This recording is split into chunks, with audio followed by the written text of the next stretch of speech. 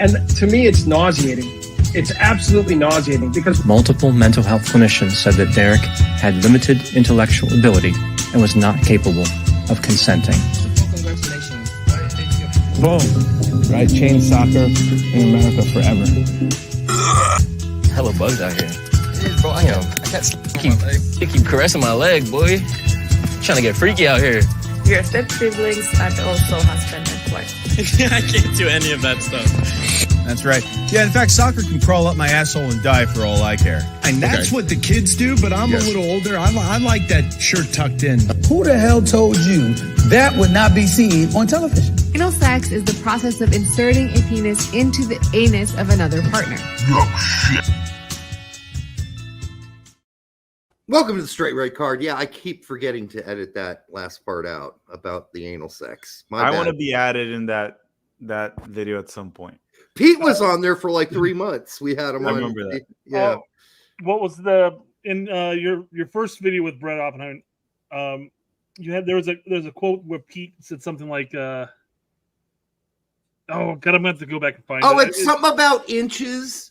No, that's recent. That was now. Brett was talking about the height of Richards, and he said he's super tall, and someone cut it out of context, and I was just like, he's bigger, and I'm like, bigger than McKenny, and he's like, yeah, like 4 inches, and it was he's like there was something that Pete said something along the lines of like, I don't care what happens. It doesn't matter how fast he comes, or something like that. Oh yeah, I was immediately looking at your face and Brett's face to see if anybody broke, but nobody broke, and I'm just like, oh my God, if that was on our channel, would have been a thing for like minutes. I just think it went, over because there was a serious topic being discussed. So I'm gonna have to rewatch that. I'm gonna have to rewatch that first one. Yeah, just to find that clip so we can clip it and put it on the show. Brett, I think your dog is like dead right there. He hasn't moved in like 3 minutes. Yeah, it's actually his dog is dead and it's stuffed. Yeah. Okay, that makes sense. Yeah, it's not. Yeah, it's a stuffed dog. Some appetite going on there, as they say in German. Hey, Tack, thanks for coming on the show. We forgot to tell everybody you're coming on the show because we didn't know. Look, guys, I called last minute. I was out, then I was home, then I technically was not going to be able in the stream. I was gonna go on Monday, but then I was able to come to the stream. I'm like, Monday I might play soccer, so I just called Derek. Was like, buzz me in, Derek. I'm like, all right, bam, you're in. Anyhow, I mean, we've been doing a lot of co-shows together lately, so that's been a lot of fun. So, people are probably sick of seeing us all together anyhow, but what the hell? Here we are. We got a lot to cover. I don't see any comments yet that we should bring up, but I know that, we do have some fluff we're going to start with. 169 people watching already, and that's 3 minutes in the show. Nice. That's nice. Yes. All right. It blew by 169, but okay. Yeah. So Tact, what's in your opinion, Tact, what's the worst job in the world? Worst job in the world. But that's a legit job. You do get paid for it, but it's like garbage. Like you wouldn't do it. So like even if the pay is high, that doesn't matter too much. It's like a worst job. Yeah, a horrible job. I mean, the pay makes it okay and livable, I guess, but it's a bad job. Yeah. Do you guys have an answer to that I can maybe? I mean, I was thinking about those dudes that had to go underneath the oil rig things out under the sea. How did you possibly? That's exactly what I was gonna say. I've seen the guys with the scuba gears that jump down in between boats and wharfs and have to go and weld shit. Oh, that'd be miserable. And some of them have to go and live underwater in these little claustrophobic tubes down there. I can't believe you said that. That's literally what I was just thinking. Yeah, we haven't done any show prep, by the way. I guess there's so many ways to look into this because it also depends on where you live with the job, right? Wouldn't that matter? Yeah, I suppose, but then from 5 days a week, you're still doing this really bad job, right?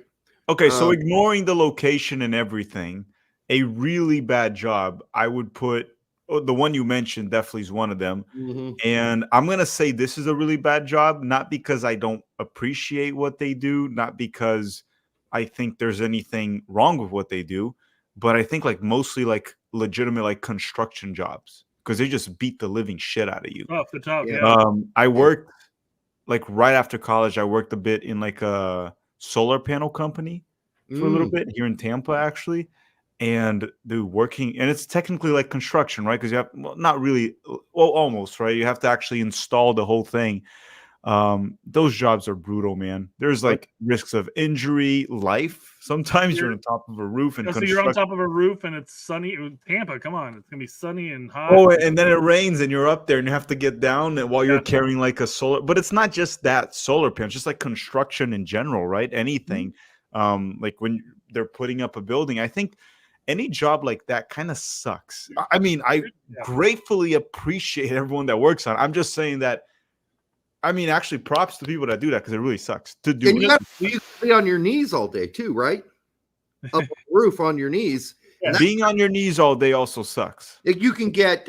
usually does, yes. Yeah, some swallow too. There you go. I was talking about bursitis, but swallowing can be an effect too. But you get bursitis underneath the kneecap, where shit's all rubbing together, it can screw up your whole knees. So you guys remember the old videos of people building skyscrapers and they're just sitting on the beams eating lunch like 66 floors up. Fuck that. I got a worse job. But anyone that has to clean the bathroom of any sporting event in America. Oh, that's fair. Well, how about the mop guy at the porn store? Oh, that's bad too. Yeah. That's bad. There's an official name for that. I can't remember what it's called. Right. Look at this guy. An insect exterminator. Why doesn't he wear like some type of protection? Not a condom, but just for protection.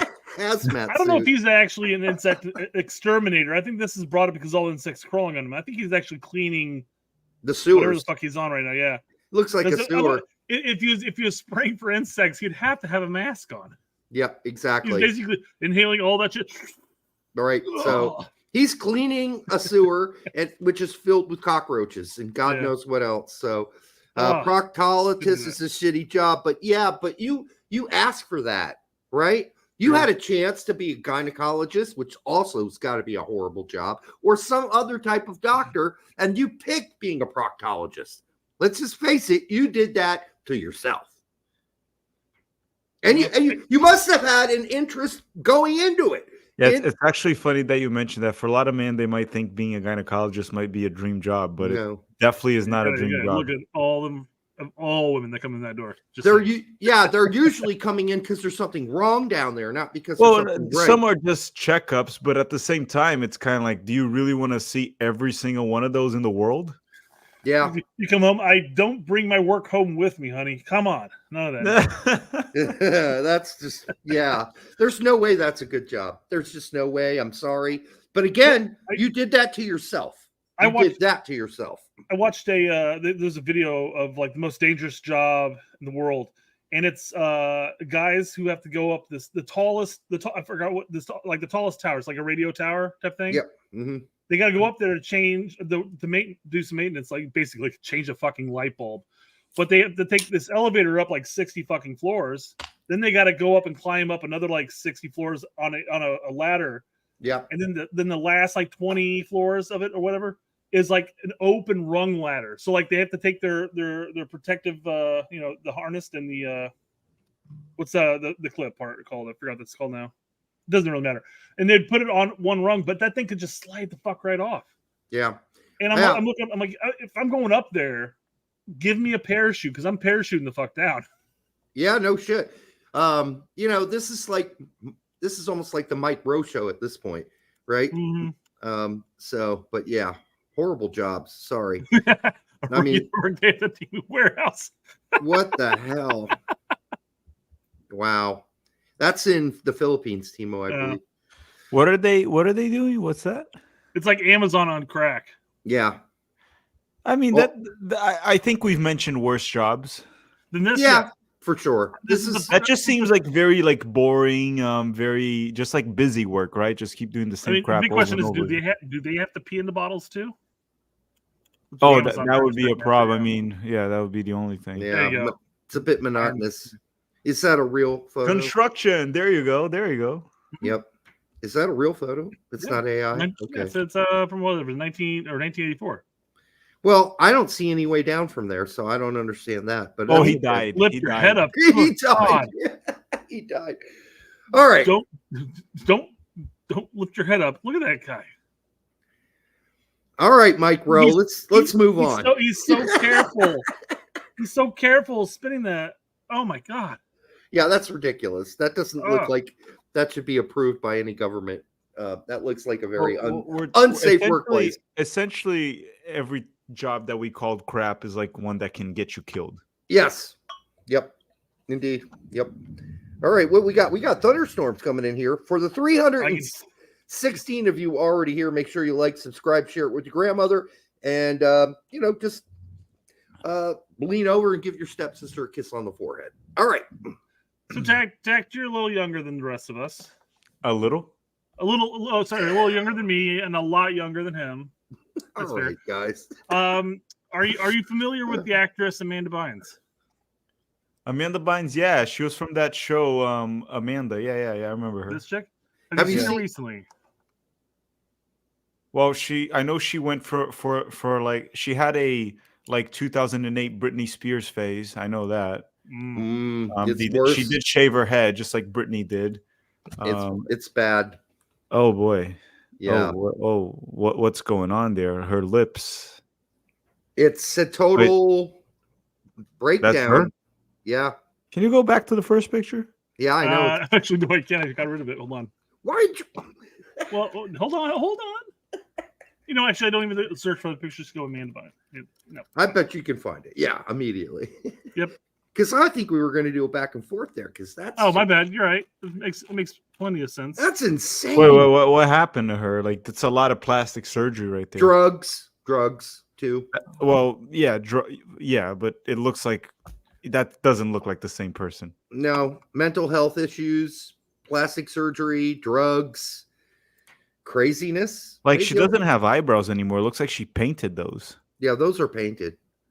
Absolutely. And then her lips just like became huge. She has like a heart tattooed in her face.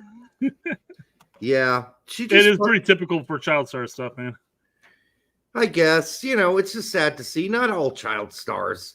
That's not true. I mean, a lot of the child stars were all right. They survived okay. There were some, obviously, some big examples of where it didn't work out. But there's a weird pattern between a lot of them. If you look at like Britney Spears, Amanda Bynes there that you're showing, you can go to like Demi Lovato too. If you get another example, they all kind of shave their heads at some point, just going crazy. Yeah. Well, at least Britney Spears is still somewhat attractive. It's yeah. I mean, generally. Those knife videos I'm looking at. I mean, if you're 200 years old, yeah. Oh, come on. Come on, guys. Yeah, we've shown your crushes on the show before, so that all makes sense now. None of them. Bernard. No. That's who's the guy on your show all Spicy the time? Jeff. Jeff. He loves Herb Bernard. Yeah, he does. Him. He really does. He said he bought a shirtless poster of Herb Bernard. I don't think those exist, but all right. I'm sure you could find one. Yeah, I'm sure you could find it online and just print one out if you wanted to, like him on the beach or something. Shirtless. Yeah. Are you really going to look that up, Brett? All right, I'm going to Winkle A. Gonzalez for $1.99. Can't imagine L Tree fans getting jealous because Poach.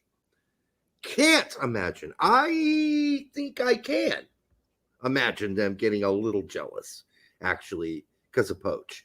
I mean, Pochettino's All right, there's plenty of shirtless pics out there, just so you know. All right, okay, but I think Poach is. I think England wanted Poach, but he's taken our project instead of theirs, and I don't know. There's no. We said this earlier. No pen to paper, and so I need to see some pen to paper at this point. A lot of the tweets basically stem around the fact that Poach had Neymar, Mbappe, and Messi, and couldn't win anything outside of League Uno. Yeah, I know. So that I'm sitting there going like, guys, we beat you with an American coach all the time. Yeah. Things are only going to get worse. Hopefully, it could get worse. Yep. Thank you, Winkle K. Sorry, Winkle K. God damn it. Oh, there's Spicy Jeff. Just when you thought he wasn't around, here he is for $4.99. I'm moving to Tampa. Get ready. Nice. I'm packing my 89 wigs and basket full of cheap red lipstick. Tacked. Let's hit the town next weekend. I miss our FaceTime. Are you seeing this, Tack? I know you're getting a message. Hopefully it's not from Mariana, but No, Jeff, I actually just moved to San Francisco. I'm like very far from Tampa. What are the odds? What are the odds? Perfect. There's a lot of assumptions coming from the chat about Brazilians tagged. So, well, okay. I've had numerous friends visit Brazil, and yeah, I mean, there's a lot of openness there about sexuality and fudas and chicks with dicks and all that stuff. So, sure. All right. Although I don't think no judgment on my end. No judgment here. Tack's not listening to us. One sec. Yeah. Go ahead. Say it again. Sorry. I've had friends that have gone to Brazil, and honestly, they've done some pretty outlandish, had some crazy sexual adventures over there because there's a lot of openness about all kinds of crazy shit over there. Depends on where you are, but yeah, depends on where you are. Yeah, like chicks with dicks, fudas, all kinds of weird. I mean, I'm just hearing the stories. That's all I'm telling you. And they were like, they had a great time over in Brazil doing some of the freakiest stuff they've ever done in their lives. So you're going to Brazil? I'm not. No. Because I've done all that freaky stuff, but not with men or anything or fudas or anything. I just don't. Yeah, I don't need that. I don't need it. And I don't want to try. Well, I don't want to get on a plane either. Jackson, or not Jack, sorry. Derek doesn't have to go to Brazil. He just has to stick here in the Midwest because we have this. Oh yeah, we do have that. Did you see this, Tack?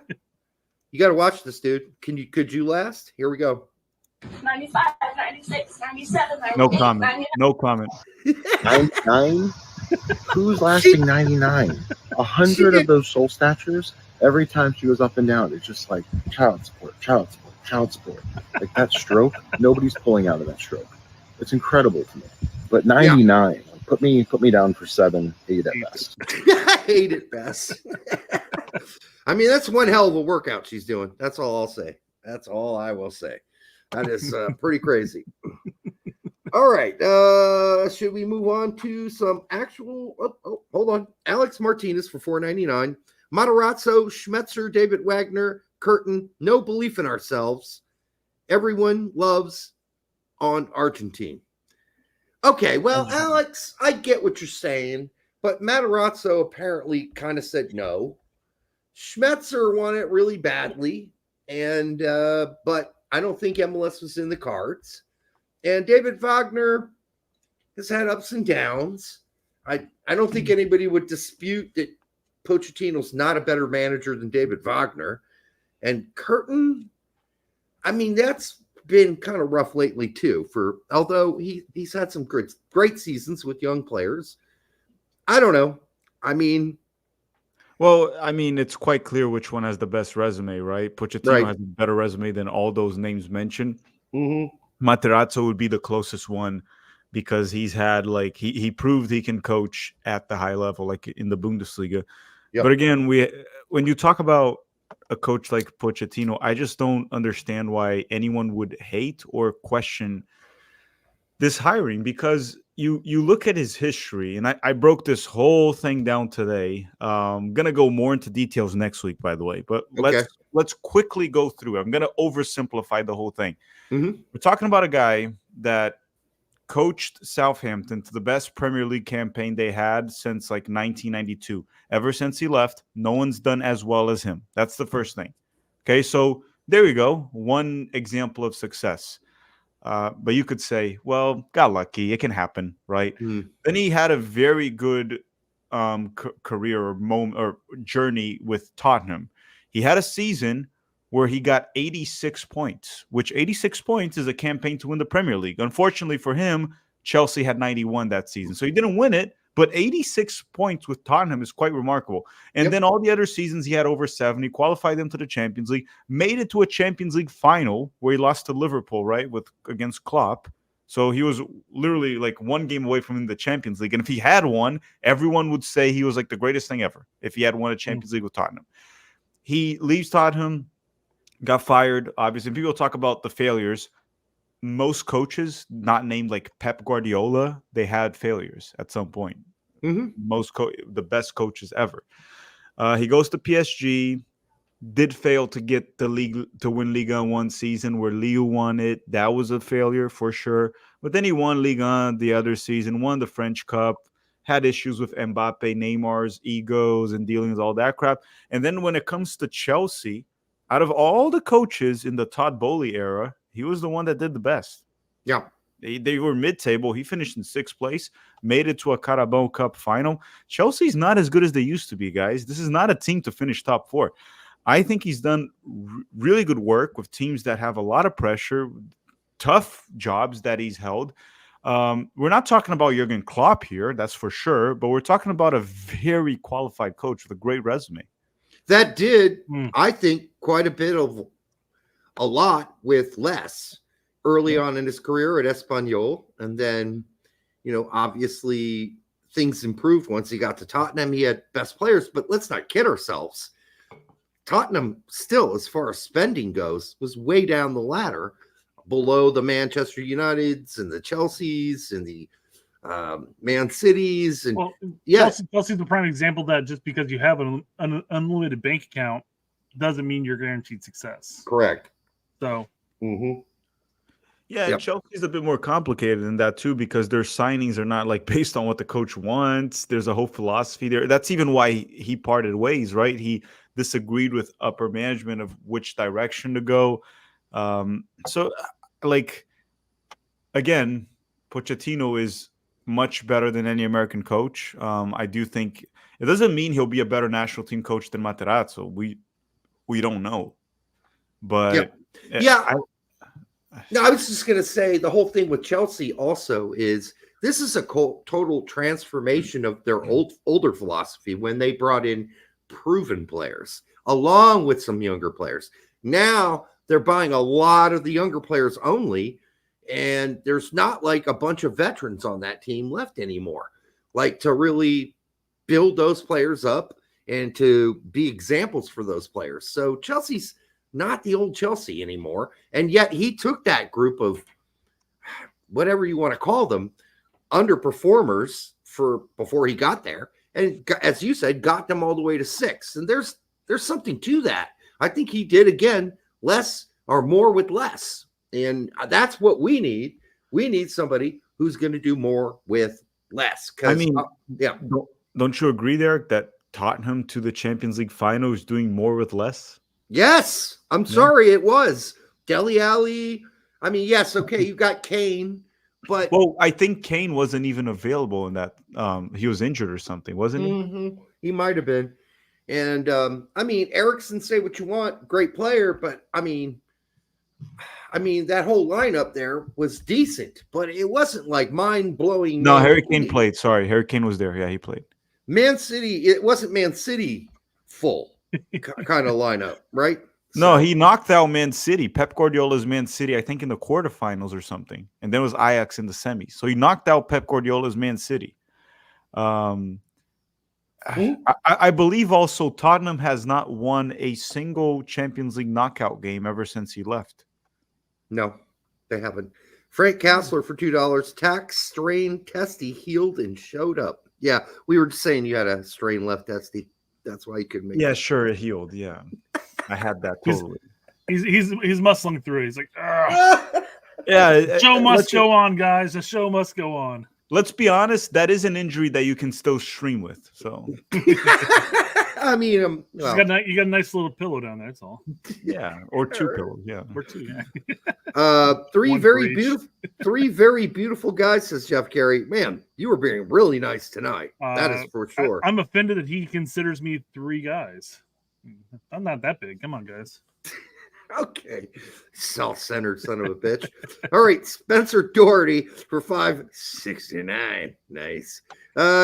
We always chime in with the nice, by the way. I'm stoling it in honor of you, Tack. When did they play U.S. Open Cup? I was just on there. Yep. You all ready for Indy 11 semifinal U.S. Open Cup? August 27th. Kansas. Tuesday.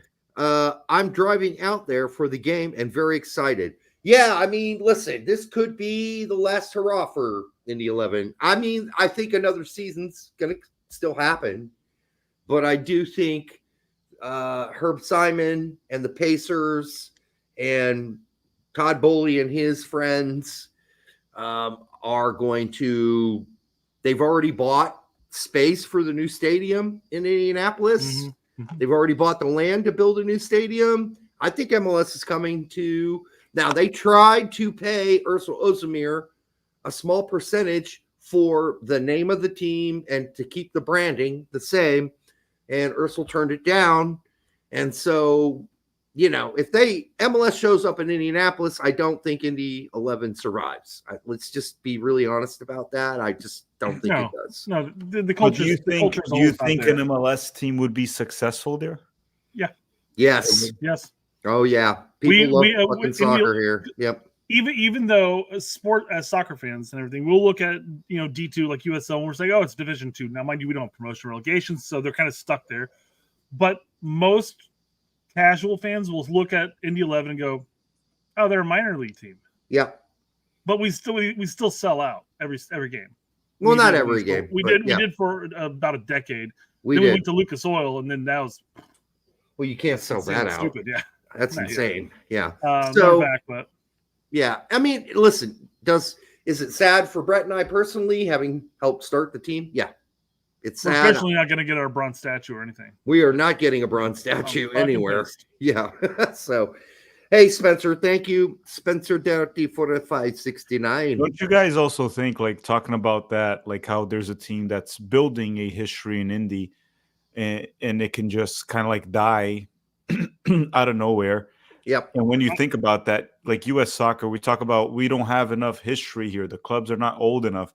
But then we have a brand like the New York Cosmos, for example, that has history, is actually very recognizable even outside of the U.S. And it's just kind of like dead. It's crazy to me that it's funny that I'm looking at young kids who are going to Indy 11 games. In about 10 years, we'll be talking about those games like I used to talk about the Indiana Blast. So Indiana Blast was a USL team that we had for about 8 years or so. And it's the same. They went through a handful of games and stuff like that, but always talked about, I remember going to Blast, doing this, X, Y, and Z. Of course, most people nowadays are like, who the fuck are the Blast?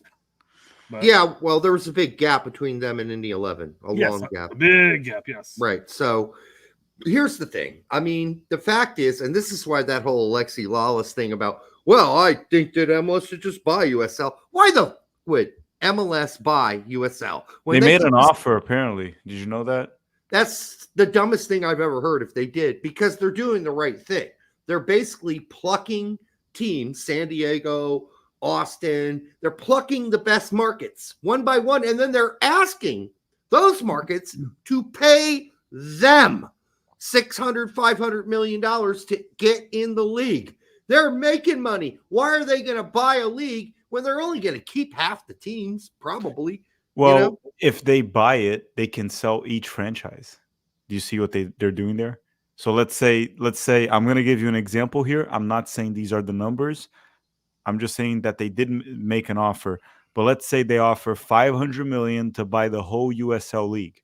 Yep. They can sell still each franchise. The Rowdies, Indy, they own it now. They can sell the franchise, and it's there. That's true. Now, if I just don't think maybe if they made the offer, obviously it wasn't big enough. But if you think there are enough billionaires out there that are going to buy up all those franchises, but then the other thing is, does that mean we're going to MLS 1, MLS 2, or are we going to have two massive divisions, East and West, with like 20 teams each? I don't know what their plan is or was, but they wouldn't need many billionaires to buy it. Like if they sell two franchises, they would probably pay already for what they paid for the entire league. I don't know if they were going to just maybe use the big markets to expand MLS, and the other ones they would use it for MLS Next Pro. There you go, right there. I don't know exactly what they would do, but they would definitely keep the big markets and the smaller ones just use it for MLS Next Pro. Here's what would happen is everything would just get shuffled into MLS Next Pro, And then over the years, a billionaire who has an MLS Next Pro team would come up and say, hey, I want to be in MLS. And then they pay the 500 mil plus or whatever they're going to be charging an income years, and then they pay back that way.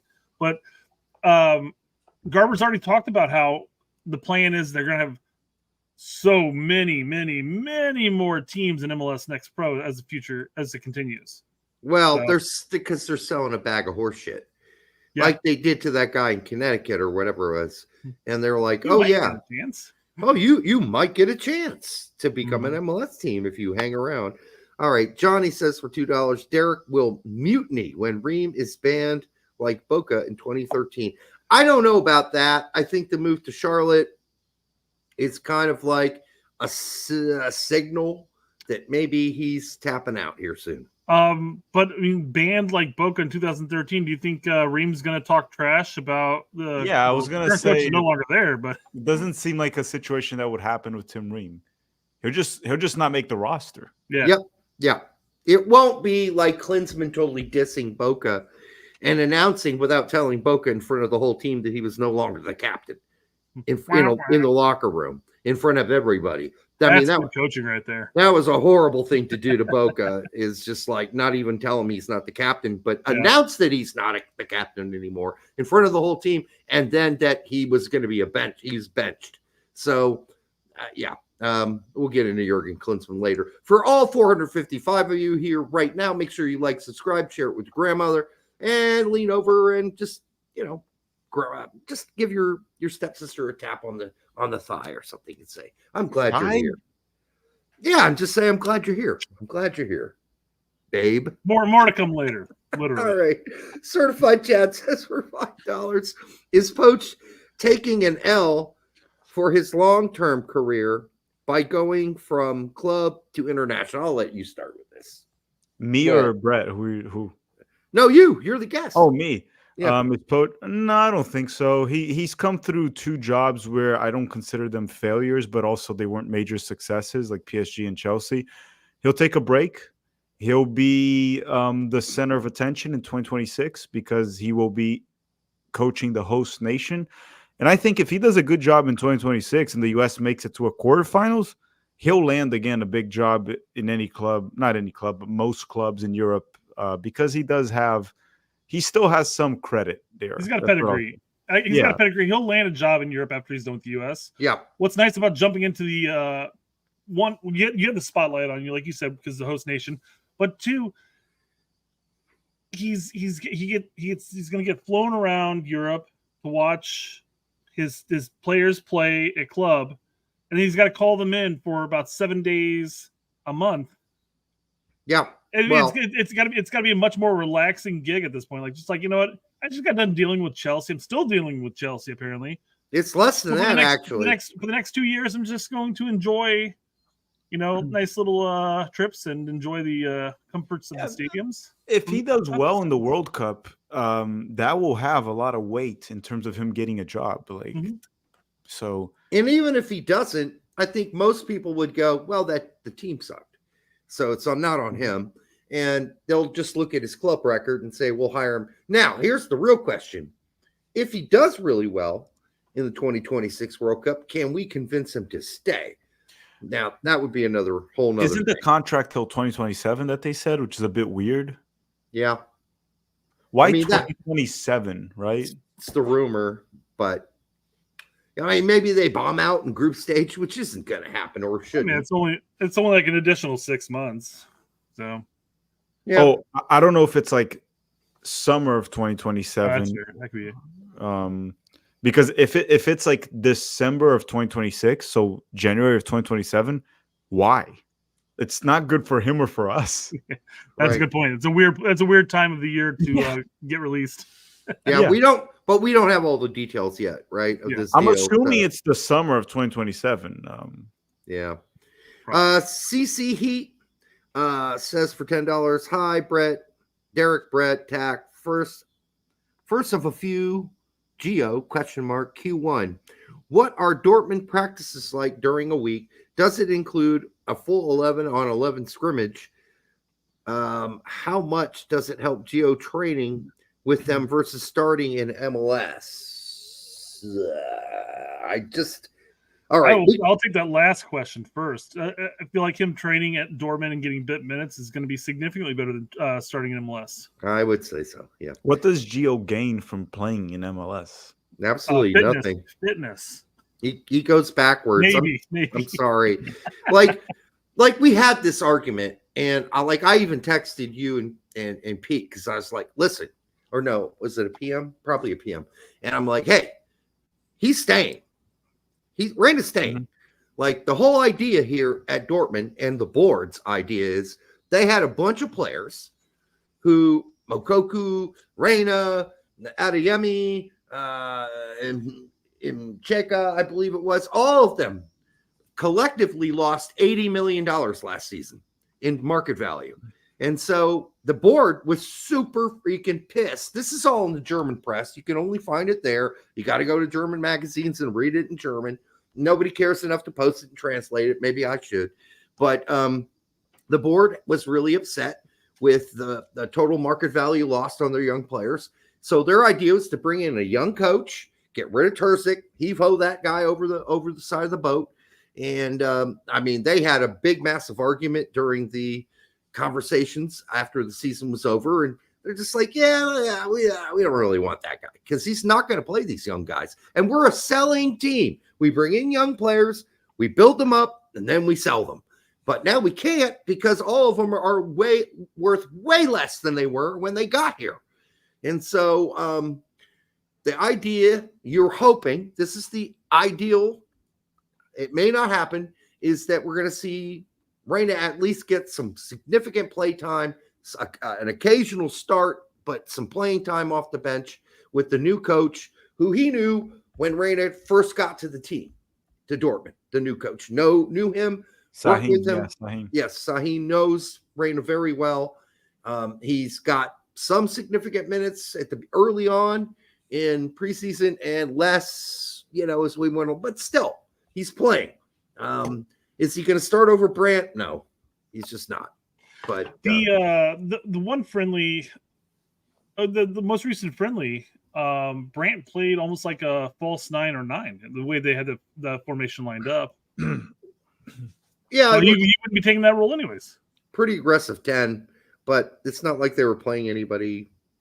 If you're talking about the friendly, it wasn't like a significant opponent, if I remember correctly. So I actually forget who they even played, to tell the truth. Yeah, I know Gio got like 29 minutes or whatever it was, but yeah, I mean, look, if he's with Dortmund, he gets more minutes than he was getting with under Terzic. Like, because the problem with Terzic very often was when he would come off the bench, it would be like 5 minutes, which is useless. If he's coming off the bench consistently, getting like 20, 30 minutes, that's not bad. He'll get better and get opportunities. The problem is if the guy like gives you a bunch of DNPs or gives you 5 minutes here and there, which doesn't really matter. But again, like going to MLS, I just don't see how that would benefit Gio at all. No, it doesn't. I mean, you're basically listen, and I've said this a number of times. Oh, the bank account. Absolutely benefits you there, yeah. I've said this a number of times, by the way. When I played sports, I only raised up my level once I met an opponent who was better than me. And I had to kick my game up to another level. And I had to get better. It forced me to get better, to compete with that person. And that was in a number of different sports because I was kind of a jock in high school. But I got to say, the same is true with soccer players and Reyna. If he goes to MLS, he's just going to be – that's just too easy for him. I'm not saying he'd dominate games, but it would be too easy. The amount of time and space you're given in those games to operate, like it would not be good for his development. We saw that when Michael Bradley came back and when Dempsey came back and when Altidore came back. They all slowly declined while playing in MLS, not just because of their age, because they weren't even that old when they all came back. They're in their late 20s, but they all declined after about a year, 2 years. What about Messi? That's been getting like these little injuries much more often than he's ever had in his career. And people are going to say he is older. Yeah, but even when he was old, playing in a very physical league like Ligue 1, very physical league, Messi's getting all these injuries. you see, it's just like you just lower the level, the intensity, the pressure just goes down. Like I'm not saying players in MLS are. Well, Messi might be in vacation mode. That's a different one. Like Gio probably wouldn't be in vacation mode by any means, but the pressure goes down. Like Gio knows that in Major League Soccer, he could provide us 3 stinkers and he would still start for his team. While for Dortmund, he knows he needs to perform every single game or you won't play the next one. And every single practice. Every single practice. Well, in MLS, he knows he can just go through the motions for a whole month and then start in the playoffs, and that's fine. There's nobody nipping at his heels is the problem. Yeah, exactly. So, again, I don't see how he would benefit from coming to MLS at all, besides what Brett said about, like, the bank account, maybe. No, it would benefit his bank account because somebody probably would pay a hefty amount for him. But, yeah, other than that, if you're thinking about your career and building yourself and becoming a better player, and you're thinking introspectively about the future, you don't do that. You just don't do it. Not at his age. You certainly don't do it. Yeah, but here's the thing. MLS will be there for him. Like when he's like 30, 31, 32, 33, 34, MLS will be there. So he'll have his chance to come to MLS and play in the US. Yep. It's just more like at his age, what is he turning 22? If he comes to MLS now, would he ever come back to you? It's like, oh, yeah, he would with 25, but he would be probably a worse player, about the same. And then who would want him? No one would pay him as much as MLS is paying. So you just kind of become an MLS lifer if he comes back right now, because no one in Europe would be able to outbid MLS. And they would keep him in MLS because he would probably play very well. He's American, so he's marketable. They would keep him. Yeah, and there's not a whole lot of examples, by the way, of people who went to Europe and came back home and went back again. It's rare. It's a rare thing that happens. Has it happened? Yes. Not very often. Not very often. Once you come home, you're done. So, what you had something up there, Brett? I'm going to pull it up. I'm going to pull it up in just a second. Like we have 4 super chats, but they're all about Pochettino. So I figured we have one topic to cover before we hit that topic up. So I wanted to get that topic done before we start doing all the super chats. Okay. Anthony Monzano says, I disagree just a little bit. If Gio Reyna comes to MLS, it depends on what team he's going to. If he goes to a team like Miami with Tata Martino and playing with Suarez and Messi, doesn't happen. The only problem with that, Anthony, is and that was the whole idea with bringing Sarge at like over $20 million to Miami. That was on X today. No, Miami. It was Cincy and St. Louis. Oh yeah. Well, who was the Miami guy then? Weston. Weston. No, they're out of money. They used up all their TAM, GAM, positions, man. They can't keep doing that. Yeah, but the thing too, the Sargent rumors were actually pretty funny to me because it's weird because Sargent shouldn't go to MLS at this stage of his career. No, he shouldn't. And he's also not worth like 20 million pounds, just to be honest. Right. I don't think he is. Well, I guess since we're covering him, let's go ahead and pull that up real quick. So it becomes one of those where it's an MLS team overpaying for Sargent, and Sargent's just not a good. Yeah, $22 million. Yeah. I said on the topic, I said Josh isn't coming to MLS at this point. MLS teams aren't dropping $22 million for Josh, and I don't think Norwich is interested in selling him because $22 million is about $10 million over his market value. Yeah, and it's by the way, it's 22 million euros. Yeah. Just to clarify that, I know these people use dollar signs, but it's not. And that does make a little bit, but it doesn't make enough difference. Not much, actually. We looked that up on the show. It's like 18. Still no one's doing that. I'm sorry. $18 million, it's not happening. Unless you're just crazy at St. Louis. You've lost all sensibilities. So the pound is like a $1 for $1.69 pound or something like that. The euro is actually pretty much spot on. I think it's $1 per $1.03 euro. Okay. So the euros are pretty spot on. I think it's just the pounds that are a little higher. It's the pound then. Okay. All right. Yeah. Still a dumb idea at his age and what he's been able to accomplish at Norwich and having teams like Bournemouth interested in Leeds, interested in him, paying him more and just stay there for a while. And he's not leaving. No. I just don't think people understand the mentality of the players that we have now. Yeah. I don't think they want to go to MLS this early in their career. No. I think Sargent would get far more money in MLS than he would at anywhere in Europe at this Well, point. they know that they have MLS later in their career, and they know that if they go now, the European career is dead pretty much. So they're just like, let's try to make it here. And then maybe if Sargent is like 29 or 30, still stuck in the second division of England, he's like, okay, let's just go to St. Louis. Let's go back home. He's 24. He hasn't signed an extension yet, which means that his contract's got to be ending soon. Norwich are hoping that this is the season that they get promoted. Maybe they can extend it if he gets promoted and stuff like that. He's not going to go anywhere this season, and he probably will go somewhere next season. Right. All right. For the 500 and over 500 and almost 560 of you here, make sure you like, subscribe, share it on with your grandma. And of course, it doesn't matter if you're on Twitter, X / whatever, or YouTube. Make sure you give it a thumbs up. There we go. So, I'm getting better at this. Much better. Yeah. So tact. I hope you understand that it's actually dangerous for our channel to have you on our show because from what I understand, you wanted to talk to the potential future president of the United States, Donald Trump. Oh yeah, and that makes you a MAGA. Get out of here, you. Oh my God. Well, I mean, it's not confirmed. Maybe I was trying to talk to Elon. It was either one. I'm not sure. Either way, I think you had an immediate effort with Joe Biden stepping down because I was he was afraid that I U.S. was soccer very was never upset gonna fire because him. it was officially Jover. After many years of the joke, it was Jover. It was actually Jover. I couldn't believe it.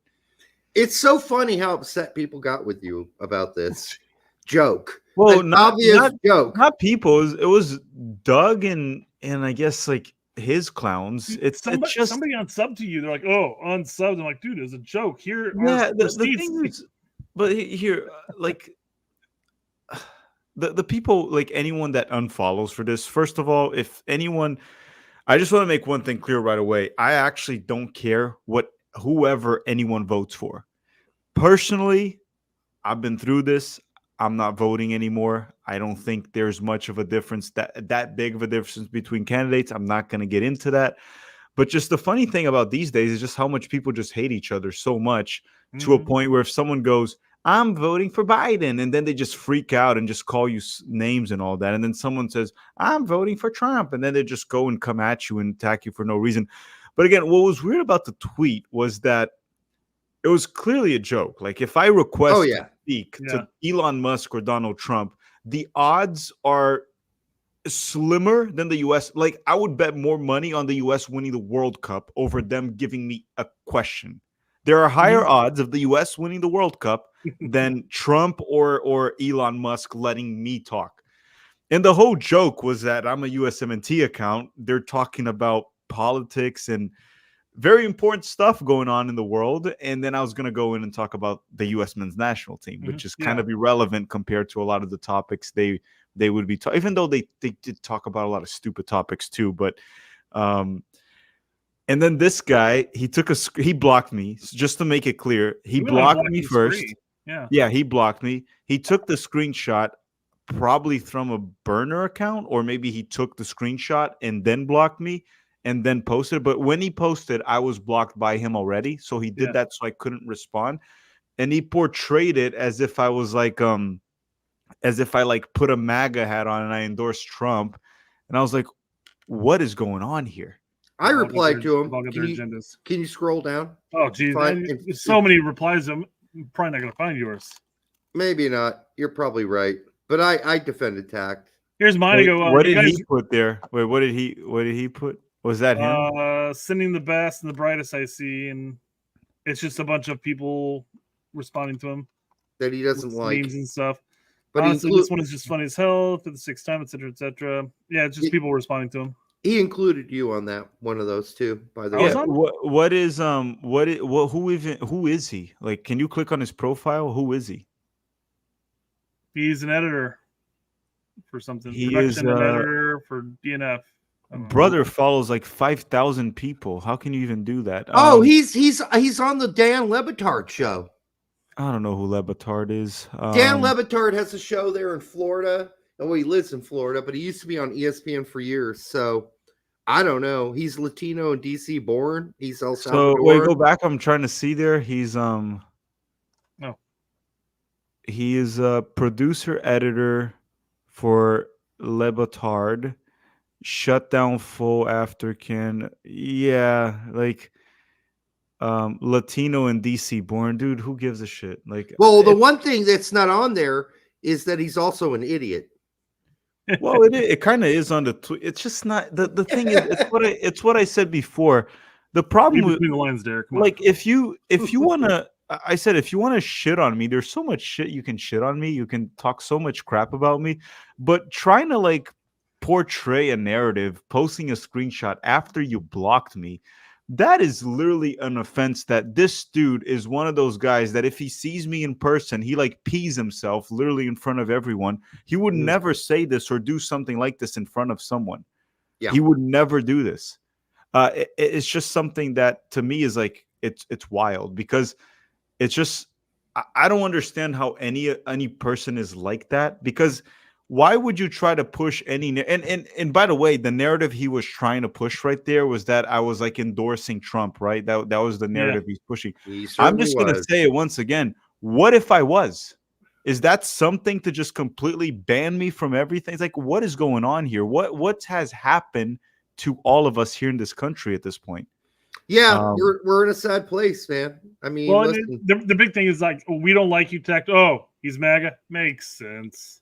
I mean, that's the concept. That's the thought process. I mean, based on today's standards, I would have to ban my parents from voting for Bush when I voted for Clinton. Like, are we really? We're.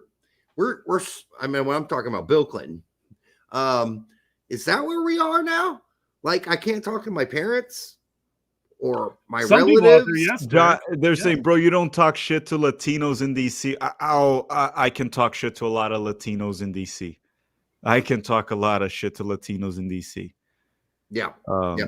I mean, like, in Spanish or Portuguese? I can't speak Spanish very well, so it'd have to be in Portuguese. But again, that Latino right there, Douglas right there, like, I'm sorry. Anyone can talk shit to that guy. Nothing's happening. Trust me. With that guy, nothing's happening. Well, he'll post a tweet about you or something, maybe that. But in person with that guy right there, the biggest thing that might happen is he might shit himself. But it's just like nothing else outside of that. You got like over like 1.5 million views, making him look like an idiot. So it's just one of those. It was just hard for me. Like, I was just trying to add context to it because I couldn't reply. Yeah, but it's just one of those where it's just like, doesn't matter. It was so obviously a joke. I'm sorry that I just don't get it. And as I said, you guys realize he asked Biden about 20 times for his help to get rid of Berhalter. I still talk to Biden, and he never responds to me. I did the search for all the times you reached out to Biden and POTUS, and it was actually more like 40. So yeah, it's so many. I've been doing it for so long. Like I said, first and foremost, obviously that was a joke. You guys can look at that. All of them are jokes. I'm not endorsing Trump. I'm not endorsing Biden. But what if I endorsed one of them? I'm like the worst person in the world if I endorse any of them. It happened to Alexi. So we're not allowed to like have an opinion in this country anymore, right? We're not allowed. Like it doesn't make sense to me, right? You can disagree with people. That's the beauty of this country, right? We have the right to vote for different people.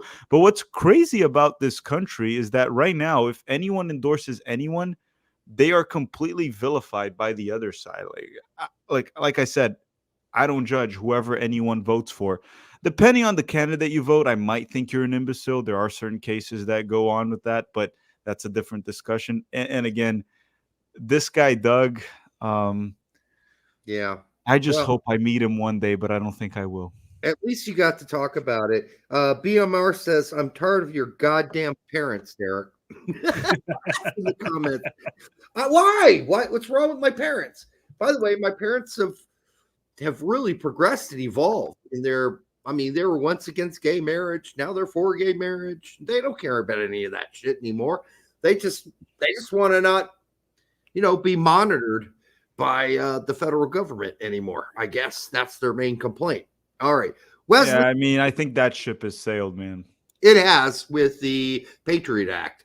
And it's, back in the day, you would think, this is not a secret. I'm a longtime Democrat, not anymore. I'm an independent now, but I'm not going to hide it because it's all public record. You can go look it up and find out, I served on many different boards and etc. So I'm not going to lie about that.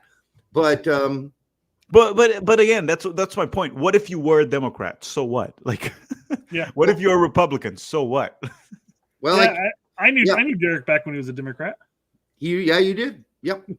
And an active one, actually, very active. And I still get all the secret emails too from them. The secret ones that nobody else is supposed to see. So Derek, just to add some context too, like when you were I don't know when that was, but to be fair, back a few years ago, not little, but let's say over a decade at least, or more than a decade.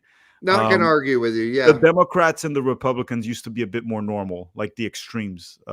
It just got a little too crazy the past years. The Democrats used to actually at least give verbal support for labor and working people and people struggling. That was like their thing. They would give it verbally, but then they wouldn't really do much about it once they got in.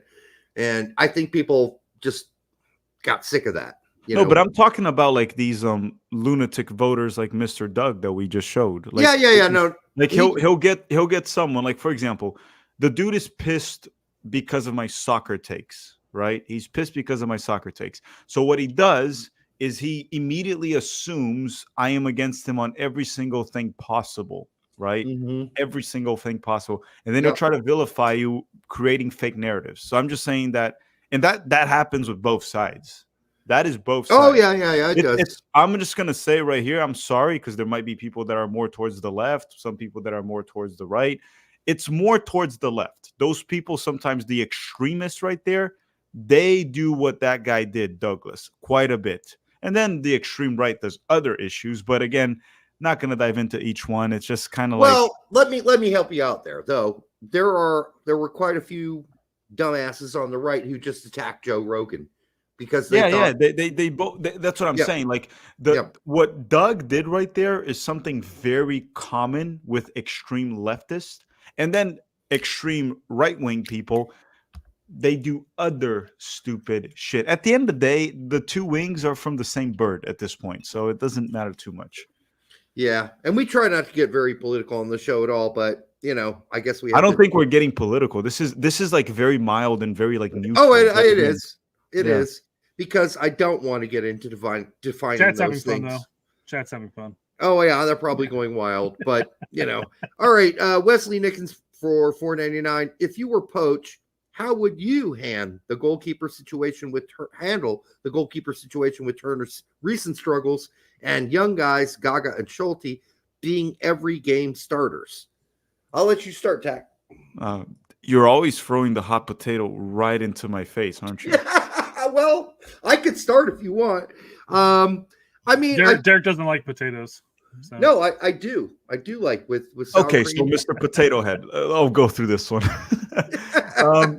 Pochettino is known for liking to play out of the back. And right away, there's two questions there. One, is he going to be stubborn and say, this is how I want it to be? Or is he going to look at our player pool and say, I can't do that? If he wants to play out of the back, most of our goalkeepers are poor at their feet, but probably the worst one is Matt Turner. So if that's one of his goals, it seems like Matt Turner is not an option if he wants to play that way. You can't play out of the back with Matt Turner. I'm sorry. But you can't play out of the back really with Schulte or Gaga either. No, they're just less worse. You can't with any of them. That's true. But they also one thing that Gaga and Schulte have over Turner at this point is confidence. Yeah, that's true. So Turner's confidence is shit right now. And now he's the fourth goalkeeper at Forest. Fourth. So he's in a predicament now. I would imagine Butch comes in. He's probably going to, at least the first window, he's probably going to stick to more or less probably the Turner, most recent call by Berhalter. Yep. Just because he's got to feel it out, and these were the A guys for the longest time. I'd be curious to find out how much he's actually paid attention to our player pool outside of what's being called up. Oh, can I say this? Advisors for that. Can I say this? You can, sure. All right, here's the thing. I know I'm not supposed to be watching the Leagues Cup. But I have watched an occasional game. You've of been Leagues naughty. Cup. I have been naughty. So I watched Colorado's last 2 games. And I have to say, Zach Steffen is looking goddamn great. Like, he made some spectacular, ridiculous saves last game and the game before that. It's like, I don't know, maybe we revisit that. But I think Zach Steffen's kind of screaming for maybe a reissue or at least a look and see or a quick reach around and a tap on the shaft or something. Because, man, last 2 games looking really good against Mexican teams. Yeah, I don't know. But listen, we got to go somewhere else. I don't think Turner's the answer, obviously, long term. But I don't know who else is going to be the answer is the problem. And I know he's called me some choice names, but that's been Colin's take for about a month now. What? That Zach Steffen's our best goalkeeper. Colin has that take. Yeah. I mean, usually. Be nice. Yeah, I was just gonna say the messages I got from him recently. The thing with Colin is he's quite a remarkable character because he'll have a good take. Like he was always for playing with the 10, for example, with the national team. He was always saying that. So good take, Colin, good vision right there. But then he'll also throw something like, yeah, we need a 10, and it has to be Mihailovic at the 10 and Bobby Wood up top. So again, the problem with Colin is this his good take? Is this it's the extremes. It's like the worst possible take or a very good take. I don't know. So he PM'd me right before the show. Colin did. And he said, here's the 2 things I'm worried about Poach. And I think they were pretty legit.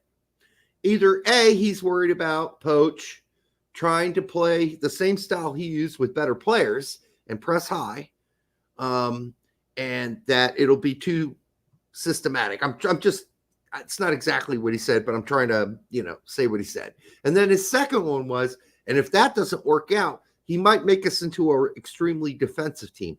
So those were his 2 comments. And I think the first one, there might be some issue with that if he forces it, but I don't think he'll do that. And on the second one, I don't think, depending on the opponent, we might need to be super secure defensively. If it's like we're playing France or Spain or something like that, that's probably a good idea. But I think Pochettino has shown throughout his career that he can balance himself. And he knows when to be more attacking. With Espanyol, I think he knew when to press and when not to press. So I think he's shown that tact. I really do. He has worked with teams where he's the underdog, like we talked about Southampton, Espanyol you mentioned. Tottenham is not an underdog by any means, but the achievement he got with them, he had to beat teams that were superior to him. Yep. He has shown he can play in transition. I mean, I think he's a very qualified coach and a very smart coach, and I think he'll adapt. There might be a lot of mistakes on the path to being right. He might mess up a lot this first year, as he's also going to have to learn a lot about our player pool. Like Brett, I think, was saying, I don't know how much he's followed. Brett, let's be honest, he probably didn't follow us at all. Yeah. He definitely knows the main guys. Like he definitely knows Christian Pulisic. Yeah. Probably aware of the main guys, but he doesn't know the player pool, doesn't know the players personally. He's going to have a lot of learning to do the next 12 months. That's why me and Pete in the stream, we were even talking about how at least until the Gold Cup of next year, we should be a bit patient and try to see like if he's at least going on the right track, but he might make some stupid mistakes here and there. It could happen. Yeah. No, it could. And even when Berhalter, as underwhelming as it was when he was hired the first time, I was willing to give him some time to see if he could do something. And when I realized that wasn't going to happen, that's when I started calling him out. And that took some time. But I gave him some breathing room. It wasn't all over and up his ass right away. And I hope people are not that way about Pochettino. I think we need to give him some time to adjust, to figure out what the player pool is, who he likes, who he doesn't. Like, all right, he's going to know a lot of these guys, actually. I mean, he's going to know who McKennie is. He's going to know who Pulisic is. He's going to know probably all the guys that he's played against, like Aronson he played against while he was at Chelsea, I believe. No, maybe he did not. No, he did not. No, I'm sorry, he did not. But I mean, he's going to know some of these guys. He may know some of those players by name, but their tendencies, how they play and stuff, he's going to have to watch a lot. He's going to have to catch up on a lot of video. And then, like you said, the first couple camps are going to be that way. He may also have, and not just dumb mistakes, so he may have some happy mistakes. Maybe a certain formation that really brings out the light of a player could happen. Mm-hmm. But playing with an actual 10 in the 10 role and, playing with a true double pivot or something like that. Yeah, he's going to learn, and he could come up with ideas that we haven't thought of. He's a very smart coach. He's a good coach. So I think U.S. Soccer made a very good hire, and I think that he'll maybe Maloney at the center back. Yeah, he might have some vision that we don't have. He'll try something. So, Tak, can I ask you this? No. No. Yes. No. Really you asked me, I said no. You'll like it. All right, I'll ask you another one. CBs. So we got all these people out there, especially like the Jimmy Conrads and the people on CBS. They're like, let's play 3 center backs and do a 3 whatever they want. They want to play 3 center backs, including what's his dumbness that's on a former center midfielder for us at Bolton. Stu Holden. But he's not on CBS. Oh, Fox, you're talking about, yeah. Yeah, he was just on there actually too. So it's Fox and CBS guys who are like, let's play 3 in the back. Dude, we can't even find one competent center back. Now you want to play 3 incompetent center backs, and then maybe the most competent one is Richards, and even he didn't have a really good time in Copa. Like, you want to play more center backs? I just don't get it. It takes another offensive player off the field. To me, I don't think that's a good idea. Like, why don't we just play a 4-4-2 or something simple? I don't know what it is. I don't know what Poach is going to do. But moving to a back 3 to me, and then you're forcing to play either Cameron Carter-Vickers or the guy on CBS is like, no, you know who should start that back 3? Miles. Miles should start in that back 3. Along with Richards and CCV. Like, are you comfortable with that? I'm not. Yeah, I mean,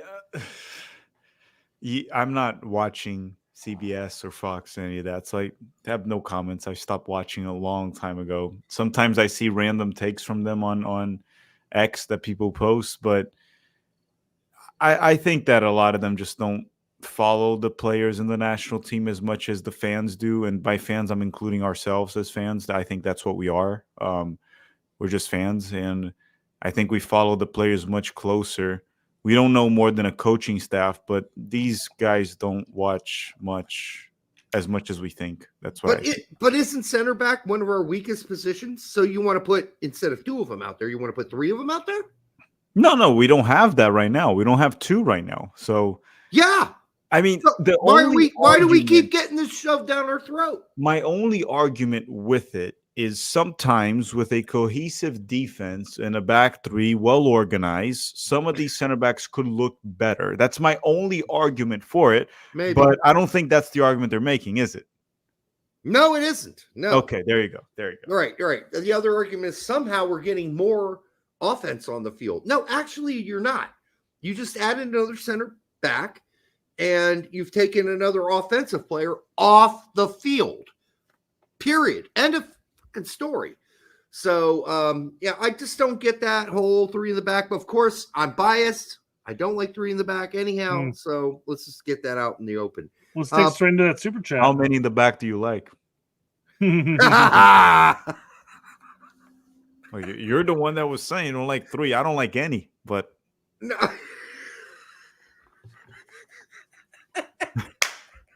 Very poor choice of words, Derek. Very poor, yeah.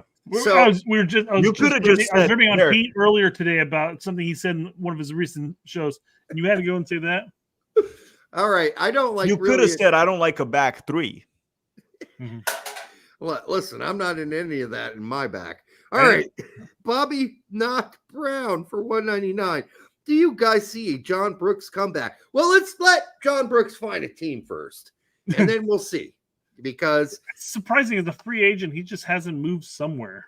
Well, yes, he's going to take a pay cut, I'm sure. And the season is starting. Yeah.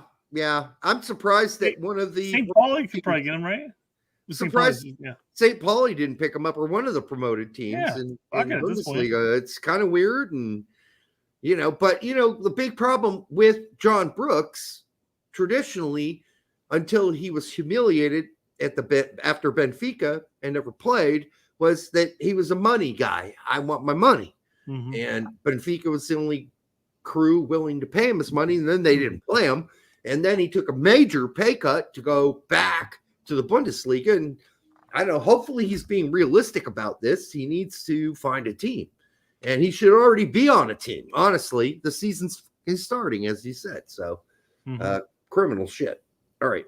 CC Heat, $10 says, thanks, guys. Q2, thrilled about the coach news. I was a little taken back that the conversation then diverted to that Gio may be cut if he does not start on club. Is that how you see playing out? Go ahead, Ted. Said that? I don't know. Well, I mean, with Tillman showing up with a PSV, it's possible with Gio not starting that maybe Poach will look at Tillman and say, hey, he's starting, he's playing, he's doing well. May bring him in. But the thing is, we've never seen Mauricio Pochettino as a national team coach. We don't know if he prioritizes any of that. He might just go with quality. Like, we literally don't know. We don't. We have no clue. He might not give a crap about club minutes. He might bring you in because Gio will be in the roster, and he's just like, whoever's out playing here, whoever. I don't know, man. It's like, we don't have data on Pochettino. We can speculate. We can try to do calculated guesses based on who we play. If we're gonna play this game, he might play Aronson as a 10 because he played Conor Gallagher as a 10 at times. Yeah, if we're gonna play this game of speculating, that's one of them. So we don't have data of Pochettino as a national team coach, so we don't even know if the whole club minute thing matters to him. Right, and look, it took us a while to figure out to mind meld with Berhalter, right? And then we could practically pick the roster because it picked itself, because we knew who Berhalter was and who he's going to probably pick. And we could practically pick the starting lineup. We'll get there at some point with Poach, I'm sure. But we need more time. You know, it's funny with that comment about how we could predict pretty much the entire roster. We were doing that for years, where we're sitting there like, okay, well, this is who he's likely to bring in. And we were right. Give or take a few names or whatever. Yep. And you have all the pundits that do this for a living, and they're coming up with these crazy rosters and crazy lineups, stupid shit formations. And then after Berhalter leaves, all of a sudden the narrative was like, yeah, later on in his tenure, it just became overly predictable as far as who he's going to bring in and where he's going to play them. And I'm like, well, then why did you get it wrong? Were you saying that the entire time? You got it wrong all the time. So that's crazy. All right. So that was CC Heat. What do we got? Thomas Powell for $10. Is this where I donate for Poach's contract? I don't think you're going to have to do that. From what I understand, while Crocker's out there doing the recruitment, that JT's been out meeting the big money guys and sponsors, making sure that whatever they end up spending, they can afford. But the real thing, and this was in the article today that came out, which was, well, the board still has to approve it. Fuck the board. They better approve that shit. Right? Yeah. What's funny is why does the board even have a say on the coaching hire? They should just approve the budget. That's it. Yeah. Isn't that Betty's whole job? Well, to go out and hire a guy? So, and the way nonprofits work is that all major critical decision making has to be voted on by the board. I did it because I was the president. I've been the president of 2 boards. I'm also a client. Oh, sorry. I can just tell you that's how it works. Any critical decision has to be agreed upon by the board. Usually it's not even a question. Like if you hired somebody to hire somebody else that was a critical part of that nonprofit, then the board's like, yeah, stamp, bam, here's the stamp of approval. It was usually unanimous. But I mean, a lot of these freakoids that work at the board are like really cozy with Don Garber, and you just don't know what's going to happen. I think they're going to. Well, I'm going to just throw out this theory here. I think that probably Crocker, not Crocker specifically, but whatever group of people that want Pochettino and have reached an agreement with him, they probably leaked this information on purpose because now the pressure's on the board. If it gets blocked, they know exactly who blocked it because that's probably what happened when Berhalter was rehired. Yes. So they put that out, and now the board, like, okay, you guys want to veto Pochettino? You have the money. The coach said yes. The fans said yes. Not that that matters too much to them, but the coach said yes, and you have the money. Why are you vetoing? Why are you going to veto this? The board. So this is interesting, Tack, because you just had Brett Oppenheim on your show, and when it came to that question about rehiring Berhalter, he wasn't going to be declarative about it, but he did hint, not maybe that he knew something, but maybe he did, but he just didn't want to talk about it. That JT Batson and even Matt Crocker wanted somebody else, and the board interfered. The board interfered. Yes. I mean, is it possible? I can tell you from working on a board, absolutely is possible. It's absolutely possible. I'm 100% sure they intervened last time because from many, many, many different sources, not Brett, actually. Brett never talked about this here, even when he was on the show. But other sources have talked about how Crocker had pretty much offered Jesse Marsch the job. Mm-hmm. And then that got overturned by the board. Yes. That's one of the main reasons why Marsch is even so upset about everything. He was offered the job, and they overturned it, and they brought Berhalter. So it was definitely something, because it's hard for me to believe that the guy that hired Emma Hayes, the guy that now hired Pochettino, is someone that would settle for such a crap coach like Gregg Berhalter. I'm sorry, Berhalter's horrible. He's a horrible coach. I'd agree. I'd agree. Ronaldo said very much the same thing on our show.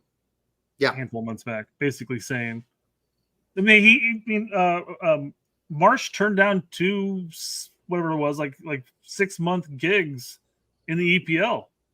Because of that whole thing, that whole ordeal. At a time frame, he would have been offered the gig. He'd be like, nah, I want longer term. And they said, no, it's only 6 months. He was like, I'll pass. And then he wasn't given the U.S. men's national team. And then people wonder why he was bitter. Oh, he's definitely bitter at this point, for sure.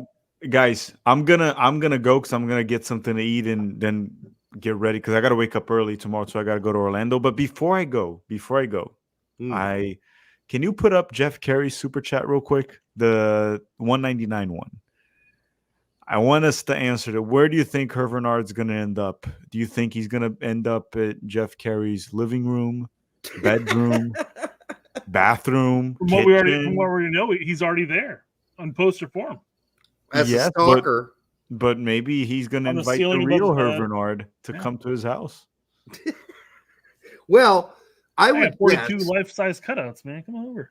I would guess that Hervé Renard is actually going to end up with one of those African teams as the international coach, men's coach, or somewhere in Asia or wherever. He's going to end up somewhere. That's for sure. He's going to have a job. There's no doubt about that. Yeah. Because, he's proven it. Like he can take a team, further than they've been before. Let's just put it that way. Mm-hmm. So, but everyone, I'm gonna head out, but you all should stay here with Derek and Brett. And before I go, you guys can get the likes up so Derek doesn't have to ask you guys to do it and to touch your stepsister and all the all the things he normally says. I know you're a prude about that. That's all right. But I'm just not for the whole stepsister relationship thing. I'm not really not for it. But Brett, Derek, We love Thank you very much for having me. Guys, enjoy the rest of the night. There's still a lot to talk about there. And Yes. as the Terminator said, I'll be back. I'll be back. I don't have a brain tumor. All right. It's not a tumor. All right. For the over 600 of you here right now, make sure you like, subscribe, share it with grandma. What do we got here? Patrick McCune says for $9.99. Reyna will get a fair chance. Just what he needs right now. Up to him to show that he is a valuable asset. He a Ballack, Effenberg, Schweinsteiger type. If he balls out, the Bundesliga perfect fit. Yeah, I would say we're going to get to see a lot more of Reyna this season. And if we don't, I mean, listen, that's going to be on Reyna, honestly. Well, it'd be shocking if he didn't, because it's been friendlies during the summertime, during the preseason and everything, but his stat, I mean, it's the issue of looking at his numbers and looking at him as a player. And I know a lot of times whenever somebody had mentioned, like when they give them the ratings in Bundesliga, their German press are very much a visual type of critiquers or whatever. So they're looking at him on the field and how he looks, moving around, positioning, and all that stuff. But he doesn't look like he works very hard when he's on the pitch. I believe what's the word you always describe him as? Languid or? I had a word for it. I don't remember anymore, but yeah. But if you look at the stats, I mean, just these two preseason stats, he almost had pitch perfect passing. He had a couple of plays breaking through the defense, final third. Opportunities arise. I mean, he'll get his opportunities. He'll get his chances. He will get his chances because the board is demanding that Makuko, Adeyemi, Reyna, Imchik, all get their chances this season. He just needs another 21-22 season again. I don't know if he's Ballack. I don't know if he's Effenberg. And I don't know if he's Schweinsteiger either. Those are very different players. Obviously, he's a tall player. He's well built, and I think he should do fine this season. We will see. We got a brand new young coach, Sahin, there, and we'll see what happens. But now it's on Reyna. Reyna's got to earn it, and he's got to. We're going to be all over his ball sack this season. He's got to earn it and keep it going. Languid, yes, thank you, John. Thank you. I said it so timidly because I wasn't sure if that was even a word when I said it, and you didn't go with it, so I was like, oh, I fucked up. I think you got it right. I just couldn't remember. I'm like, did I use language? Yeah. I couldn't remember. Zach McKay for $2. No comment. Thank you, Zach. And then a comment, $5. Which players are in and which ones are out under Poch? What could be on the starting 11 look like? I mean, we're just talking about it, right? It's like really hard to predict. I don't think he'll make a whole bunch of massive changes because you're not taking Anthony Robinson out, who he knows well. You're not taking Dest out, who he's very familiar with when he's healthy. The question is what you do at center back. I think Chris Richards is a lock. I don't know about anybody else at this point. And then in the midfield, I think he knows about Johnny. I think he knows about McKennie and Adams. Adams is out right now. I get it. I'm just saying long term. Sure. I think that you pretty much see a lot of the same guys. Balogun, Pulisic, probably way on the right. I don't think he's going to make massive changes to start. But what I think he will do is he's not going to eat a shit sandwich. He's not going to suffer fools. And he will demand more out of these guys. He's not going to be their best friend. And like Berhalter was their best friend and talk about their families and all that jackassery. Well, hopefully he just holds them accountable, quite frankly, for their play. When they're on that pitch, if they're playing like shit or if they're ghosting half the game, I'm going to bring up Wes in this situation during Copa and before. I wouldn't be surprised if he takes him out and brings in somebody else at the time. I'm using Wes as an example. Of course, there were a lot of people that didn't have great Copa performances, so I don't want to just single him out by any means. I'm not saying he was awful by any means, but yeah, the West that we want or need. We don't know where West is going to end up here at this point, so that's kind of unfortunate. A starting 11, I don't think right now would look very different, except we don't know goalie and we don't know center back. I don't think Pulisic's off. That's obviously still on. Balogun, Weah. Yeah. The midfield will probably still have Musa, competing along with Johnny and McKennie and Adams when healthy. And the left and right backs, I think, when healthy, are pretty obvious. Dest. Well, even with Dest's injury, I think it's pretty obvious at this point. Right. And if not Dest, then who? Then it's obviously been the Mönchengladbach right back, Joe Scally. CC Hurt for $5. Cowherd asked Lawless today, who are the top 4 players driving the U.S. men's national team? Who are your top four players? Well, I mean, when healthy, assuming everyone's healthy, yes. And in good form, that should be Pulisic number 1, Reyna number 2, if perfect health and not fat, McKennie number 3. I was going to say the same thing, basically, yeah. And then number 4, if healthy and fully fit and everything else, this leadership goes, probably Adams would be my pick. So, yeah, that's the thing. That's a weird thing though too, because we can substitute Adams out. Yes, you can. I think we were hurt hard, mind you. I think Scally stepped up, and I think Scally did a good job during Copa. I think we were hurt in our attack and everything when Des went out. Yeah, there's no doubt. An informed Jedi, it's hard to argue against these players. Again, I look at Adams. I see what he brings and everything like that, and he does bring a different type of spark than some of the other center midfielders that take that role. But he is kind of replaceable.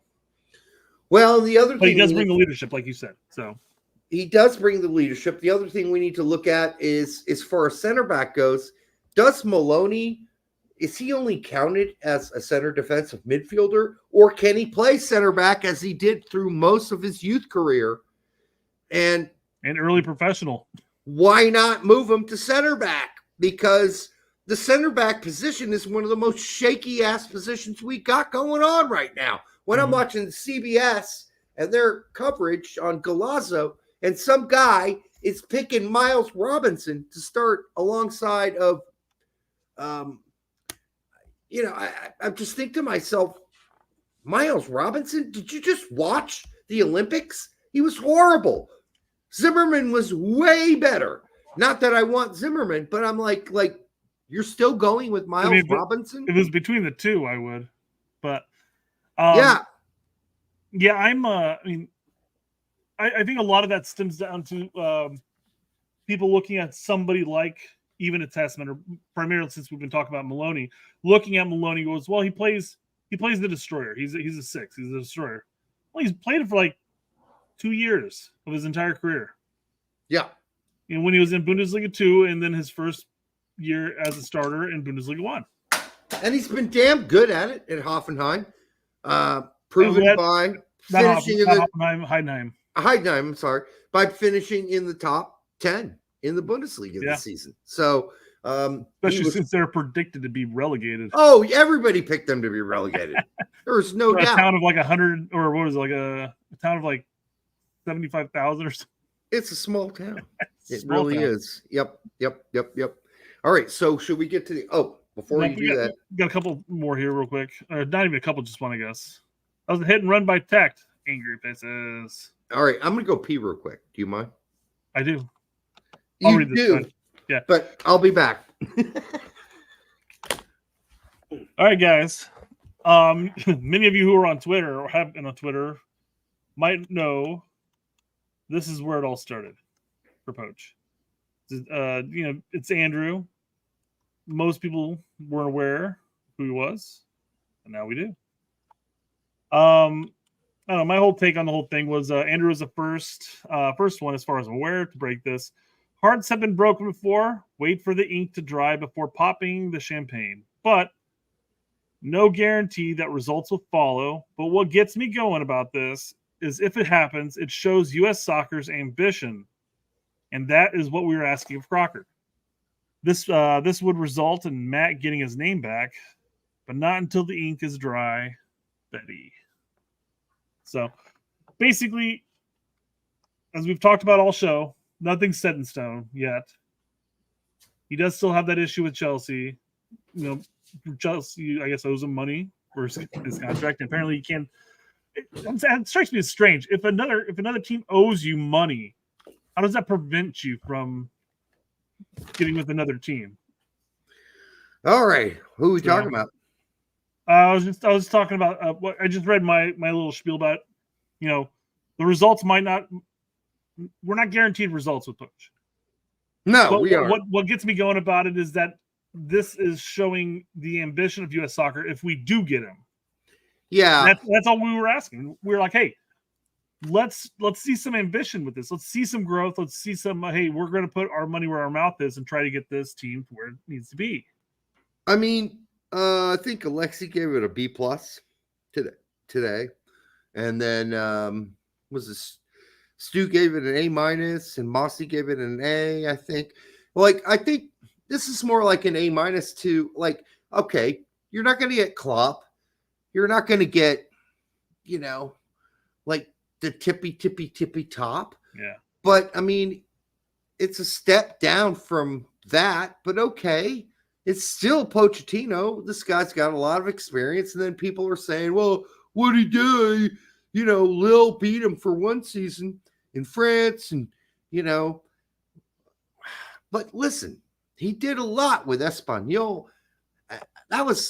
He saved them from relegation. And then he went to Southampton and did a lot more with less.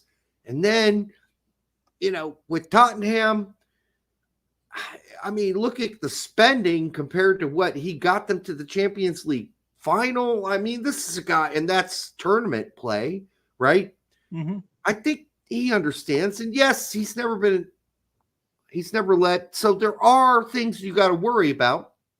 And we already brought them up earlier. As far as, is this a perfect pick? We're not going to know that right away. We just need to give him some time and let him work himself into this. So what was the excuse for not getting a post-level coach from the beginning of the cycle again?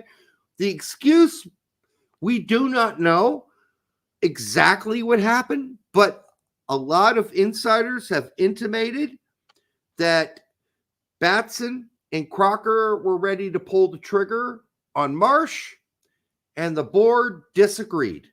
There was only, in fact, one board member. One. And I'd love to know his name someday. But we know this for a fact. One board member who voted against bringing back Berhalter. One. That's your problem.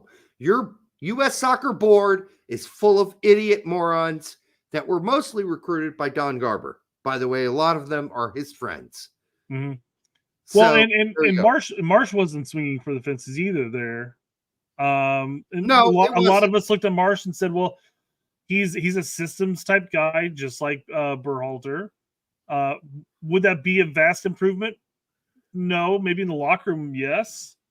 But it would be something different. And again, I've said a number of times, I'm a one cycle purist. I was ready for Berhalter to be gone and us to move on. So what was the excuse why we didn't get a poach level coach from the beginning?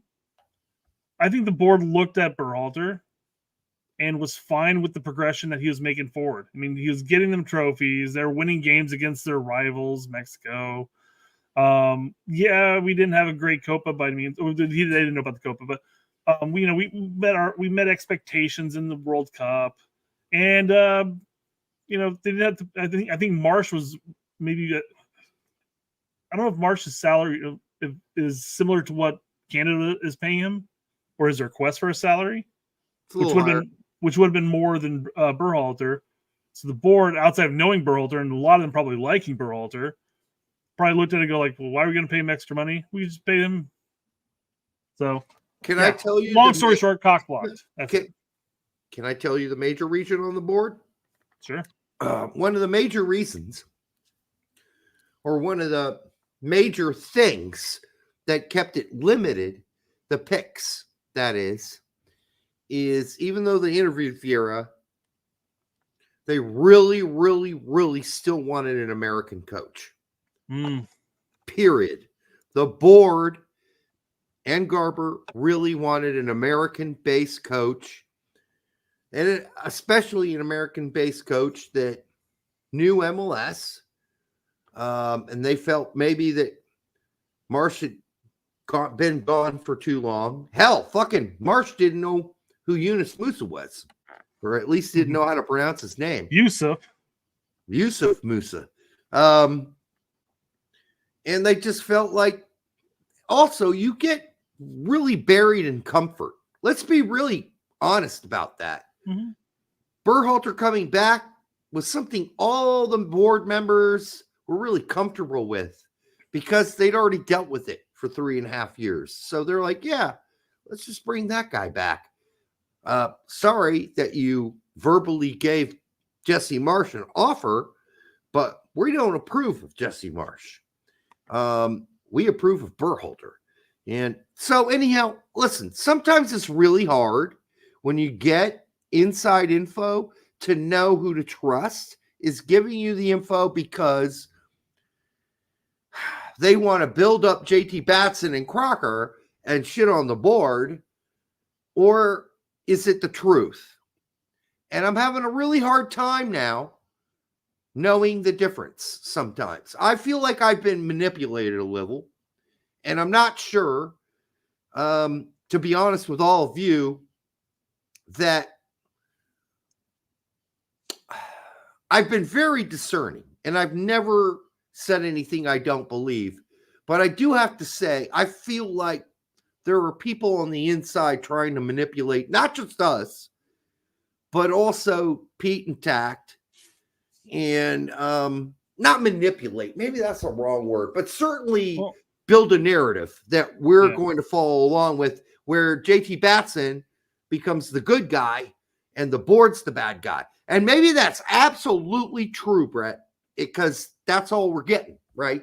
Or Crocker's not the bad guy and Batson's not the bad guy. It's the board who are conservative and timid and fragile and don't want to do anything new or different. And that's the message we constantly get.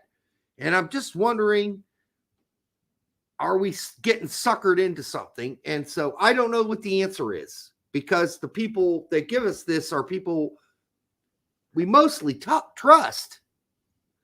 And I think Pete trusts too, and so does Tact. And yeah, it's just difficult. Well, the one issue with dealing with sources is that you're dealing with, somebody who might have part of the information, and it comes out maybe the opposite. It's like when Berhalter was getting rehired. I know this isn't quite like a source, but I'm pretty sure that Ernie Stewart publicly stated that Berhalter was never guaranteed. It was never guaranteed that Berhalter was going to come back for a second tenure. That's true. And then immediately following GeoGate, Brian McBride came out and said, like, it was always in the plans to bring Berhalter back.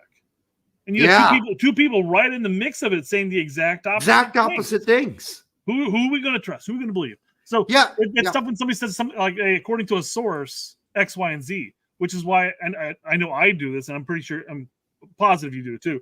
We tend to lean more on the, I guess, pessimistic approach of dealing with, like, cynical. Cynical is the best. There you go. That's perfect. Yeah. We're like, I'm gonna wait a little bit to release this because I don't necessarily full confidence in this. There. I mean, I had a leaker who told me, by the way, this is 2 days before Berhalter was fired.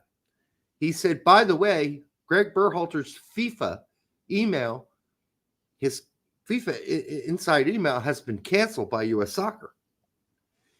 And I was like, well, how do you know this? And he gave me some basic, background. And I'm like, well, I can't really say that. I'm not going to say that out loud. I'm not putting on an X, but I do appreciate the inside info. You don't have to tell me who you are, and that's totally fine. And then it ended up being true. It was absolutely true. And had I reported it, I would have been absolutely right. But I didn't know the dude, so I couldn't do it. And this is how you're gonna vet new sources in the end, because anybody can come to you and say, like, "Oh my God, X, Y, and Z," and you're just if you release it and it proves to be completely incorrect, then you're the one that's taking the hit. Yeah. So you sit there like you may eat it on a couple of leaks, a couple of tidbits information, but then at that point you're building up more of a rapport with this person, and you're like, okay, well he's been right, or she's been right, she's been right. Yeah, etc. You know. Yeah, So, I mean, there are people I absolutely trust, and Sure. you know who those people are, Brett. Yeah, Gregg Berhalter. No. Obviously, I've told you who I talk to the most and who I stay in touch with, and and I think that's great. But we should probably get to one of our favorite segments, right? Well, here in a second, we're already talking about Poach. I want to go through the rest of the things I've got here. Larry pointed this out that he looks a lot like Russell Crowe to some extent. The nose is way different. Fair enough. It could just be the angle of his face too, but no. But yeah, there's a lot of similarities there. I mean, Poach has got more a flared nostril thing going on there. All right. Sure. I mean, maybe Russell Crowe just has to throw a sword and say, "Are you not entertained?" And then they look identical. Are you not entertained? Are you not entertained? Yep. All right. Let's see. Hold on. I'm just going through this. We've already talked about Chelsea money. We talked about a lot. This one, we haven't talked about this yet. Jonathan Tannenwald, who I love. He's not one of the creeps. He's a good guy. But he does say, says here, Pochettino would be allowed to live in Europe and not have to be over here full time. If you want to see him being the public face of a program on American soil, that can't happen if he isn't here. No, I don't think that's true, Jonathan. I mean, I know we've known each other, and I'm not being super critical or anything of you because your reporting is generally really good. But I just don't think that's the problem here because all our players are in Europe. So it's going to be really easy for Pochettino to go scout all of them. I mean, much cheaper. That they probably looked at it like that. Like, you know how expensive it was to constantly fly Berhalter out there and put him up on all these places? You know? Like Pochettino can't do a StreamYard interview from England. I think he can. How often did you see the press, post an article about Berhalter with some, TMZ style photograph of him going and buying cereal? What is his public face? No, none of our coaches have ever had a public face. I mean, Klinsmann maybe, but listen, dude, he's in California. And he still has the cushiest life in the sense that he's not getting bothered nonstop. Right. Messi in Miami, okay, that's rough, buddy. But I'm just saying, in this day and age, he can live in England and still be a public face and still do interviews and still be in front of a microphone and talk about U.S. soccer. I think Jonathan's getting a little sensitive about that. I love you, Jonathan. JT, no big deal. Still love you. Well, all right. If he's in Atlanta, what does that do any differently than if he's in England or doesn't make a dick's worth of difference in the current way we all live together. Right. Doesn't make a damn difference. But still, peace to Jonathan. Not I'm not trying to be nasty to you at all. I'm a big fan of yours, and we've been rapping. So I mean, I don't want to stop that. World Soccer Talk, UK's top radio pundit Simon Jordan had some harsh words for MLS and U.S. men's national team. Tough love. MLS best team wouldn't compete with a League One side, and I don't think Mauricio Pochettino would be taking this job if the next World Cup wasn't in America. Okay, second part of that might be true, but the first part is total fucking horseshit. Total horseshit. The best team in MLS would certainly compete in League One and probably win it. I would guess Miami would be vying for promotion. Current Miami? Yeah, 100%. Yes. This is ridiculous. That's a ridiculous comment by Simon Jordan. I'd say that the top teams in MLS, I mean, let's go 10 deep even, I think would be vying or would be playing somewhat competitively in the championship. I think I've seen enough of those games where I know that it's a little more physical, a little faster, but I think the teams would adapt to it easily enough. I think the top 8 Mexican teams would do really good in League One. Mm-hmm. I mean, is it more physical? But yeah, sure. But they'd be more technical. I think that's a ridiculous comment to make by Simon Jordan. That's just wrong. Somebody said that he's a wanker. I mean, he can be a wanker. Yeah.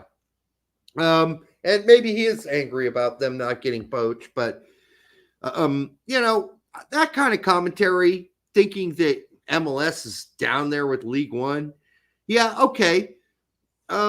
If I would compare it more to championship, but I think the best MLS teams would be very competitive and probably finish like mid-table in the championship. I don't think they win it unless we're talking about Miami and a healthy Miami with Messi and all the players they've got. They might actually fight for it. And there are other teams that are really solid, like Columbus with Aiden Morris. By the way, Aiden Morris, as an example, is an MLS player that just went to Middlesbrough and bossed it. Literally stepped off the plane onto the pitch. Bossed it. He's bossed it. He just bossed the fucking game.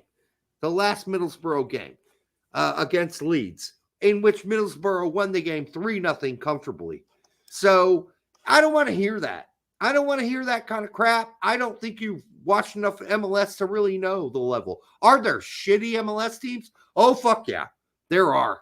Like, there's some bad ones. Chicago's really bad. Like, you just had to stick the knife in between the ribs there. I'm sorry, Brett, but it's true. There are some really bad MLS teams, and would they have a hard time competing in League One? Yes, they would.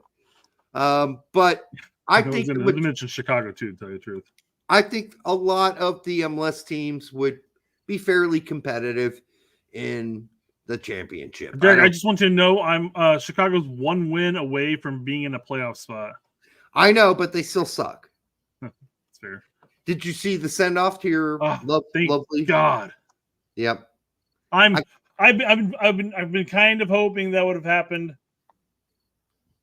sooner. Like, not even at the beginning of the season. Bye. Go. Yeah, fine. Go do something else.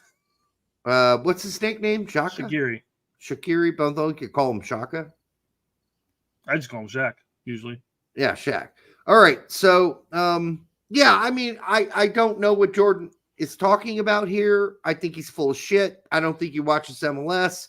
I certainly don't think he watches like the best teams in MLS, because I think those teams are filled with players that have played at some pretty high levels, and at least 50% of the team.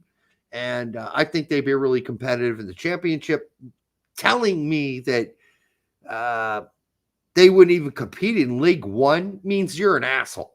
You're an asshole. You're an asshole. You're an asshole. Remember that old song? That was a great song, yeah. Yeah, by anyhow. The redheaded comedian. I can't think of his name right now. Yeah. Chicago Fire would get relegated out of the EFL. Yeah, 100%. I'm not disagreeing with you. They would. He says Brett took the bait. I'm like, yeah, I'm not going to argue that. No, they would. They get relegated. Absolutely. No, yeah, I think League One would probably be our level, quite frankly. I mean, Larry, thank you, Johnny. And it's with an A, by the way. But thank you anyhow, Johnny. He corrected it before. Yeah. Yeah, I mean, the bottom of the MLS, the pits of MLS would definitely struggle in League One. I mean, they'd probably be mid-table. But to say that the best teams in MLS would struggle in the championship to even or wouldn't even compete in League One, what a fucking asshole. That's all I got to say. And I do like a lot of Simon Jordan's interviews. I think he does good interviews because he's very abrasive and he's confrontational and he's not afraid. And I like that about him. But when he says stupid shit like this, I'm just calling that out, dude. That's just dumb. That's just dumb shit. Sorry. Go watch some MLS, dude. It's not as bad as you think. BMR butchered it. He said he meant that the Fire would get relegated out of League Two. Oh, I don't think that's. I'll disagree with you there. I know that would be taking the bait. Yes. Mm-hmm. Yeah. All right. So 343 had posted something about Pochettino joining the U.S. The job was always attractive to top tier managers. You were lied to that it was not. I would generally say whoever was saying that, because there were people posting like, why would anybody want this shit job? I saw that all the time. you're just dumb. You're just stupid. You're dumb. This is a 2026 World Cup. You're already qualified. You have a pretty decent roster. And guess what? You don't have to work club hours. You get to work international team hours, which are a lot more relaxed. So if you're going to get paid for it, I mean, that's a cush job, man. That's a fucking cush job. So he's right. And we don't always agree with these guys, by the way. Nope. The money was always there. You were lied to that it was not. I don't know if the money was always there, but the money is certainly, like, JT Batson's gone out and done well, from what we're hearing, again, I might be being, what do they call that, Brad? I might be being gaslighted. I don't know. Behind the scenes. But I've been told he's been out working the sponsors, and they're like, yes, if you get that guy, we'll help you pay for him. Like the big sponsors, the big ones. Yeah. Are like, yeah, we'll pitch in and help you make sure you can pay for it. The job did not require knowing the domestic system. You were like, yeah, that's the biggest lie. That's the biggest lie. I don't think Crocker is Gregg Berhalter or Ernie Stewart. Like, Ernie Stewart and Gregg Berhalter had like this fixed bullshit dogma that they were attached to. I think when Crocker came in, he's like, well, no, soccer shouldn't be so dogmatic. Again, I might be being fed some bullshit, but I'm just telling you what I heard. And I'm not saying they're bullshit because I don't want to offend them, because they're giving me info and they're probably right, but I got to be cynical. I'm just saying, yeah, I mean, I think the system needed to be disrupted because it was too dogmatic.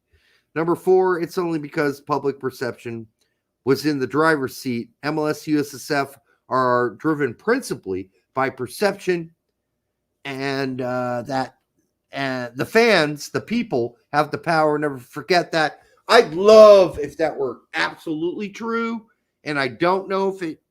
Maybe this is a new era where the fans do have more power, because the fans had diggly dick nothing power for a very long time. I think if it is changing, I think it's because long gone are the days where U.S. fans blindly just show up to any game against any opponent for any reason, whether it's friendly or an actual competitive match like the Gold Cup or something like that.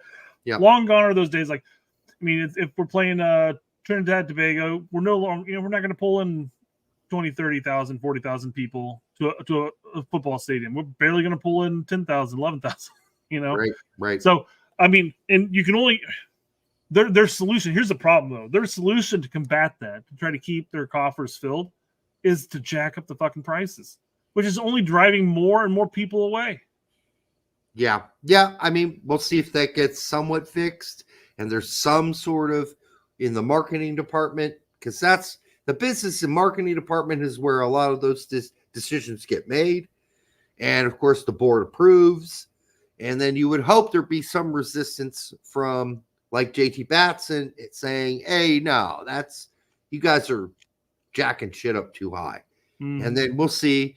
And I'm sure I'll get some sort of private message that tells me that JT Batson's fighting that too. I don't know, Brett. I don't know what to believe anymore. Suddenly, JT Batson's become amazing. All right. Anthony Manzano says, Brett and Derek, how successful do you think a team like Miami would be in La Liga? I think they'd struggle. They'd massively struggle. I think they'd be below mid-table and struggle to get a breath. Save off relegation. I mean, comparing La Liga, no, there's no way. By the way, for the 634 of you that are here, or were here, make sure you like, subscribe, share it with grandma, and bend over. And now that Tak's not here, start thinking about maybe caressing your stepsister. All right, we'll move on. I mean, caressing her in a what do they call that when you're both in it? Yeah, you're both agreeing on it. Consensual way. Consensual. In a consensual way. Yeah. All right. All right. What else we got, Brett? Transfer news, transfer news. Who's getting mounted on transfer news? Who's getting over on transfer news? Transfer news. Everyone loves that transfer news, but me. Whatever. All right. We move to transfer news. Source: Jack McGlynn has concrete interest. Concrete? Does this guy know what concrete is? That means like solid ass shit, right? Interest from PSV. They're really interested. I don't see where he fits in at PSV. Feyenoord, maybe. And Club Brugge, yeah. That's doable. Hopefully he pans out better than our other Bruges boys. Yeah, you would hope. I think I saw Fumar. Fumar, correct me if I'm wrong. You still talking about Odasawi. Dude, get off Odasawi. That shit ain't happening. Fumar's somewhere, not in a chat. No, in another chat. Oh, okay. That I watched. Maybe he's just talking about his fashion line. That's making him like $1 million a month. So at that point, why even bother with soccer? Odasawi has come out and said he's not even a professional soccer player anymore. He said he hasn't touched the ball in 2 years. Yep. 2 years. 2 years. Okay. But we love you, Fumar. Don't get us wrong. We love you like a brother.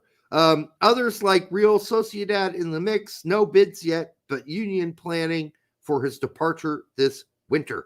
Okay, I'm sure they are. And I think some of those are okay. And I think Club Brugge is probably the most realistic. It says no bids yet. How concrete can the interest be? Yeah, exactly, Brett. There are no bids. It's concrete. Just say like Jack McGlynn has some serious interest from X, Y, and Z. No bids have been made, but Union's planning for the departure in the winter. How's this? Source: Jack McGlynn has a number of clubs mixing concrete with water and stone. It's still a big mess and it's a big swirly. It's not yet concrete. Interest from PSV, Feyenoord, and Club Brugge. Because listen, dude, you got to make concrete. That shit just doesn't come out of the ground. You got to make it. So yeah, these kind of reports, wank, wank, wank. That's what I say. Next one. Transfer. The post Cincy says transfer updates coming. Okay. And, come on. Breaking news. No news. Yeah. And there's not going to be any news. And if McKenny goes to Cincinnati for the money, he's killing off his career. He's killing it. He's absolutely destroying his career. Don't do it. Go find a club. Tell your agent to lower his fees and to take the best offer, but don't try to, one of the main topics today, right? It's dumb players and dumb agents. Dumb agents. Bad agents. He's got a bad agent. Who is his agent? Not the only one. His agent is no idea. Huh? It's a Wasserman, I know that. Is he Corey Gibbs? Somebody's Corey Gibbs. I know I got corrected on that too. And you're like, hey, Derek, correct me. I'm like, oh yeah, okay, cool. You were wrong about Tessman. Corey Gibbs is not Tessman's. Okay. So Corey Gibbs is somebody's idiot agent asking for way too high of a percentage of. I'll go back to my notifications because they mentioned it. Yeah. I thought he was Wasserman, but yeah, he is. Okay. So given Wes's love of Miami as he spends his summer there per Diego Mendoza, obviously, we know he loves some Miami. This would be one MLS rumor I believe still don't. No! McKenny's not going to Miami. It ain't happening. MLS transfers. Well, it says that it didn't proceed forward. So he does mention that. There's conversations back in July, but it didn't proceed forward. So they're just saying that Inter Miami was interested. They were interested, but they got no more money to spend.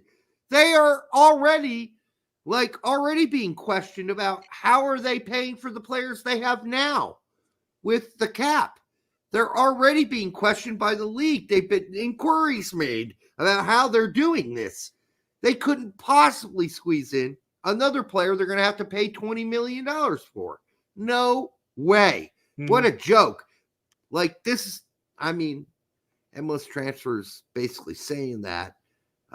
He says the Athletic reporting there were conversations between Miami and Weston McKennie in July, but it didn't proceed forward. Why doesn't MLS Transfers also add, and it would also be quite unlikely because Miami can't afford to spend a penny more, which is why they got rid of Yedlin, who they couldn't afford anymore. I mean, come on, let's just be realistic. They got 3 or 4 guys on that team already, like, questionably within the cap rule. Yeah. Questionably. All right. I think click already. Nope. Okay. I thought this was strange because I feel like Yanks was trying to make this as an own on Luca De La Torre, but this is kind of a decent post here. I mean, he's right. He says several clubs in MLS are pushing to sign Luca De La Torre, with San Diego SC leading the charge. The biggest obstacle is MLS closing transfer window. As previously noted, Celta de Vigo has informed Luca that he is not in their plans going forward, which is absolutely, unfortunately, true. And well, I think he was looking at that last line. I think he's looking at that as the dig on Luca and U.S. men's national team fans. But that's the truth. It's the truth. It came out. It is true. Stated it. So it's not a dig if it's the truth. The new coach has no interest in Luca De La Torre. And so my guess is he'll probably find a new job at one of the promoted Spanish teams. Probably. I don't think he's coming back to MLS. And I think he knows if he does, it's probably the end of his U.S. men's soccer team career. You're gonna give Picada a heart attack from just listening to you constantly say that. Players come back because every time you're like, "Oh, if Weston comes to MLS, it's going to be the end of his career," and he goes, "MLS is not the end of everybody's career." No, it isn't. But this isn't fucking 2012. This isn't Dempsey. This isn't Luke. This isn't Landon Donovan. This isn't Altidore in 2014, 15, or whatever the fuck it was. We're getting to the point where the best players we have play in Europe. And there is no excuse for McKennie to backtrack and go to MLS. I agree with you, and I agree, especially after the World Cup. We started seeing a change there. Although Larry did point this out and said, "Hey, how many MLS players were on the World Cup roster?" And I thought it was like just a couple, like 3 or maybe 4. No, 6. Yeah, it was like Sean Johnson, Aaron Long, but backup Moore, goalkeepers don't count. They don't count. Sure, we could have brought anybody in. But I guess the point being is that as of 2022, we still had a decent number of the 26-man roster from MLS. But as we pointed out afterwards, after that, when Berhalter came back, we saw that number drastically decrease. Yes. At one point, there were just like 3 guys. 3. And it's not going to change that much under Pochettino. He's stationed in Europe. He's going to be watching the European players. I don't know how many trips he's going to be making to the United States to watch players play in MLS. He's going to be even probably more apt to watch guys like Aiden Morris in the fucking championship, who, by the way, if this continues and he keeps playing the way he has and he keeps lifting his game up, you can't shut him out either. If he's playing like balls out for fucking Middlesbrough the whole season, you're going to have to take a peeky at him too. I just need to see it at the national team level now. That's the next thing. Chambers does say Luca kind of is what he is. He'd get more money by going to San Diego, his hometown, than he would in Europe. And I agree 100% with that. MLS will absolutely outpay any European team for any of our players. Yep. Yeah. No, there's no doubt. And if he wants to do that, he should do it. But I will tell you this about Luca De La Torre.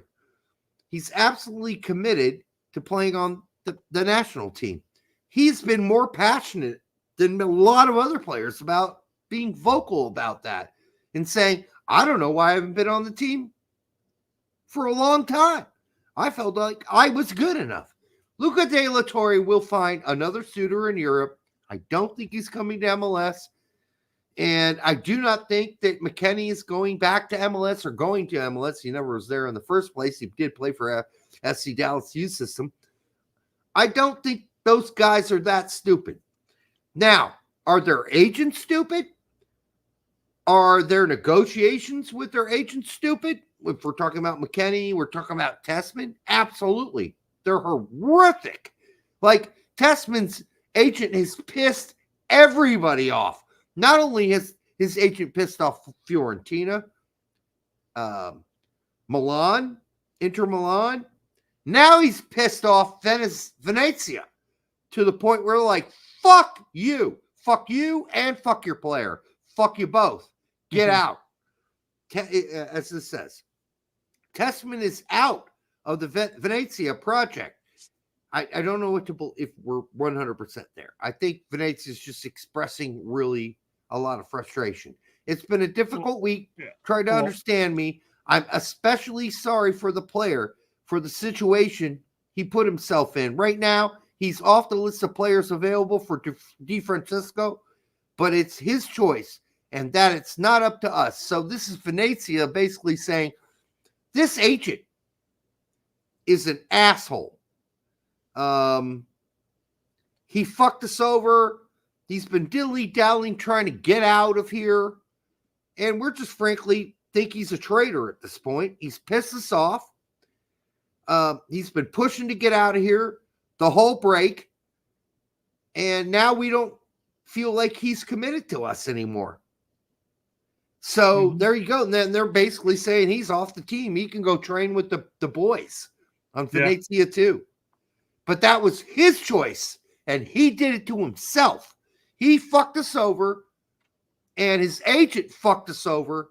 So now he's Tessman, who's an integral part of our promotion, can go, he and his agent can go in the bathroom somewhere and give each other reach arounds and go fuck themselves because they are sick of those guys. Because they've been unreasonable in negotiation. The agent wanted too big of a percentage of the cut, and they were asking for too much money. Moore came out and said if Tessman doesn't get moved, Tanner is going to have to be willing to start over from scratch. Yeah, his agent is one of the worst agents on the planet.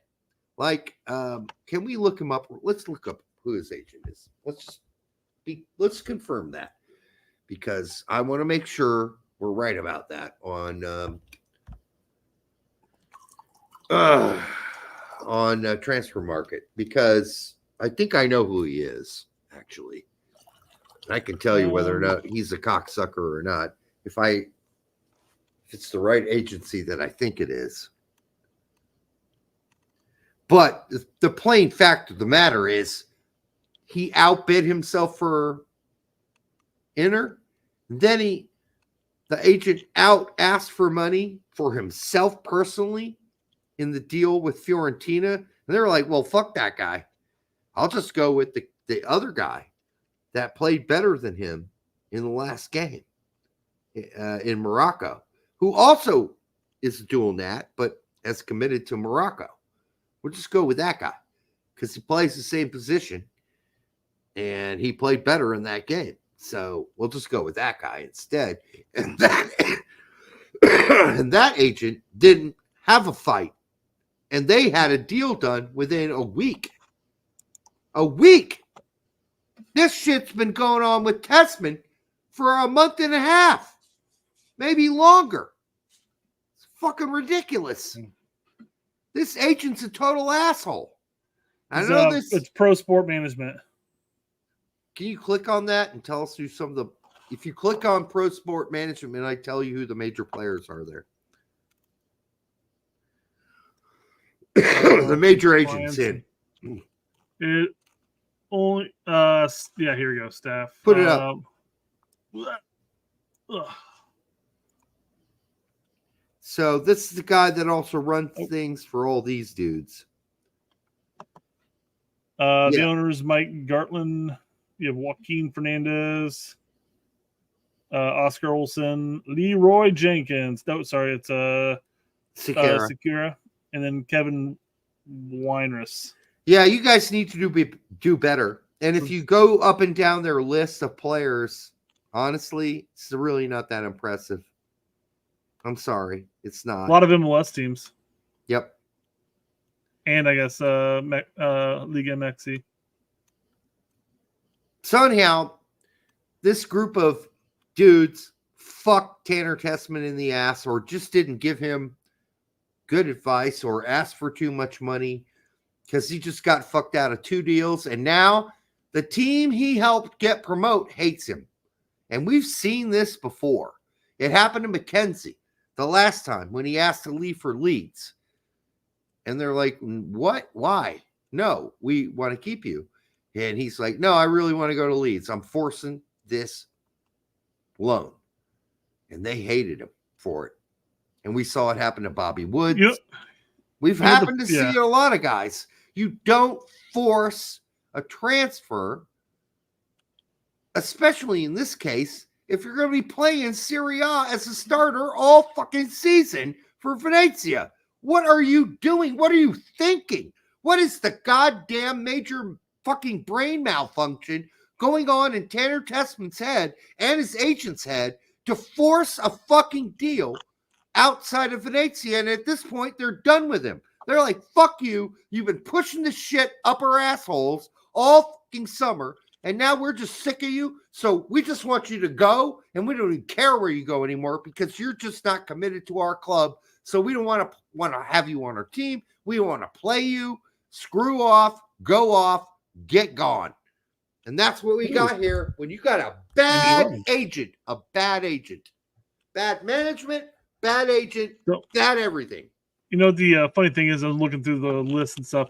It's like Wasserman goes out and gets all the good players, and then they take the scraps. They get the leftovers. Yep, exactly. I've looked at that before. It's like Scrap City. When you got Scrap City representing you, and then making bold offers, like way over their head offers, you're screwing your player. They screwed that player. They screwed Tessman. He's now despised by Venezia management because of his management, his agents. They just fucked him a new asshole. And you know what? That's also on Tanner Tessman, because at some point you got to be enough self-aware to say, listen, guys, you're pushing too hard, and maybe I'm dreaming too highly about Inter Milan and Fiorentina, and maybe that's out of my league, and I should have probably realized it was, and I should have taken the first deal they offered me, and I didn't take it, and we kept pushing for more because you told me to keep pushing for more. Well, then it's time to look your agent in the eyes and said, you're a fucking dumbass who didn't tell me what reality is. So if this actually comes to fruition, Tanner Tessman has no team going forward because Venezia just told him to hit the fucking low grass at the youth team and go hang out with them and play because we don't want you on this team because you're not committed to this team. There you go. He played that poorly. Not only did his agent and him play that poor, they played it poorly in the media. They played it poorly in Italian media, U.S. media, you name it. It's only looked like one thing, a big pile of shit. His only hope at this point is that his replacement in the midfield sucks donkey balls and the team looks shit, and they're forced to look back. Yeah. So. Yep. All right. What else we got? And hopefully we're coming to an end here. Yeah. Let's I guess we could just go right to the Yanks Abroad segment. Yep. Yanks Abroad, Yanks Abroad, Yanks Abroad. So Josh Sargent midweek went 18, Haji Wright 62, Dwayne Holmes 21, Trusty 90 minutes and a goal and a win. It's cup stuff, so don't get too excited. Yunus Musa 46 and a win. Pulisic did not dress in that game. This is midweek, early week actually. Donovan Pines went 56 for Barnsley, he in a tie. He got a win. Or did they win? They might have won, but he got they a won goal. In PKs. They won in PKs. They won in PKs. That's right. It was Gaga saved twice. That's right. I watched that. Selena had 2 great saves. He went 90, and he had more than those 2 saves. He made some other great saves too. Sure. I was watching the comment or the not play by play, but going like the halftime or post by Barnsley and seeing what the fans were saying about Gaga. And I only saw like 1 or 2 posts, and they both basically said the same thing: is that his distribution was atrocious. I'm like, yeah, it's not his strongest point. He needs to work on that. But then you watch the rest of all of his saves and stuff. He made some really good saves. I thought his distribution was bad for the first 10 or 15, and I thought it got better later on. Again, that was the halftime response, and they may have been really soaking up on those first 10 minutes or so, whatever you're saying. Right. So. And then Aronson on Wednesday went 63 against Aiden Morris in Middlesbrough. And by the way, Aiden Morris was the boss of that game. He was great. He was actually really good. I was really surprised. I have to say, he started both of the Middlesbrough games so far, and he was really good. I mean, I don't know what to think now. I'm going to watch more. A Yankee Pirlo, huh? I'm going to stay in tune.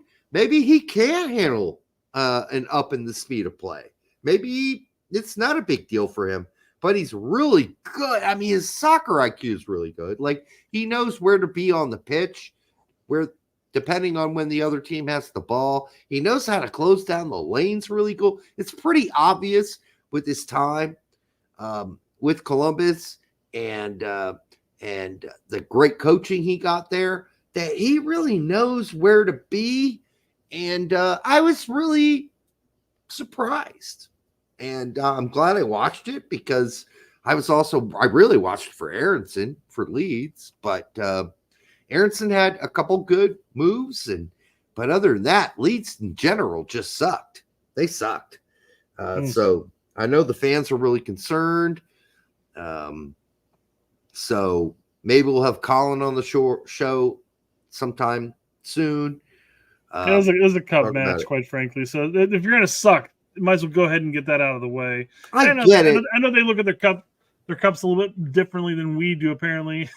They actually respect their cups. There's a lot of them, though. Yeah. So that's I'm just saying, EFL's already a very congested schedule. I mean, they play like 40 fucking games.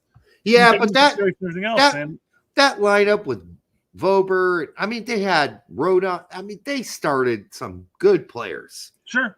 On that team. It's fair to be concerned. I'm just saying that if you're going to suck any game, that's the game to suck it. And Middlesbrough just kicked their ass, honestly. It was pretty pathetic. And then we had Matthew Hoppe, by the way, did not dress for Middlesbrough. I should say that. Ventura Alvarado went 23 with Mazatlan in the Leagues Cup, and they were able to move on against another Mexican team in Leagues Cup. And then we had Puxtas went 90 in a loss today for Hajduk Split. And then Johnny went 13 in a tie today. So that's your midweek report. Shocking that Johnny didn't start after his last. I think a lot of people were really surprised by that, honestly. I did, because like he's better than Roca. I mean, obviously you feel that way. So why is he not starting? I don't know. Yeah. RAP the pronunciation, Derek. What did I mispronounce? Did I mispronounce somebody? Mazatalan? Fuck it. Now I can't do it at all. You basically just figured it out. Mazatalan. Is that the one I blew? Mazatalan? Yeah. Mazatlan? Mazatlan?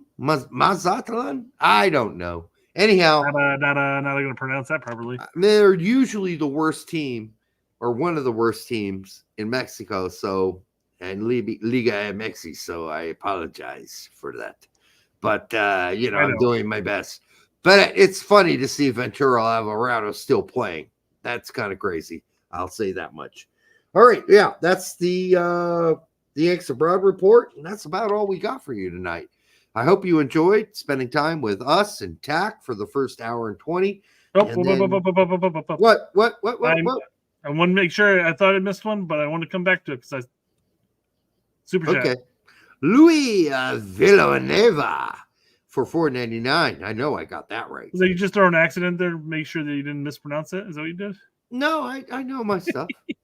I know my foreign pronunciations mostly. I get like 4% wrong, somewhere around that, like single digits. Really, same here. I mean, Farron Fakaros. I get a lot of shit right. Unkaragachu. Get a lot of stuff. Yeah. All right. Would love to see jermaine Jones as an assistant to Pochettino. Who do you want to see in the staff? Yeah, I mean, it doesn't really matter. I'm going to be really honest with you, Luis. It doesn't really matter who we want. I think that, I mean, would I be against Jermaine Jones? Hell no. I think he's the kind of fire breather we need. But, I mean, he's going to bring his own people.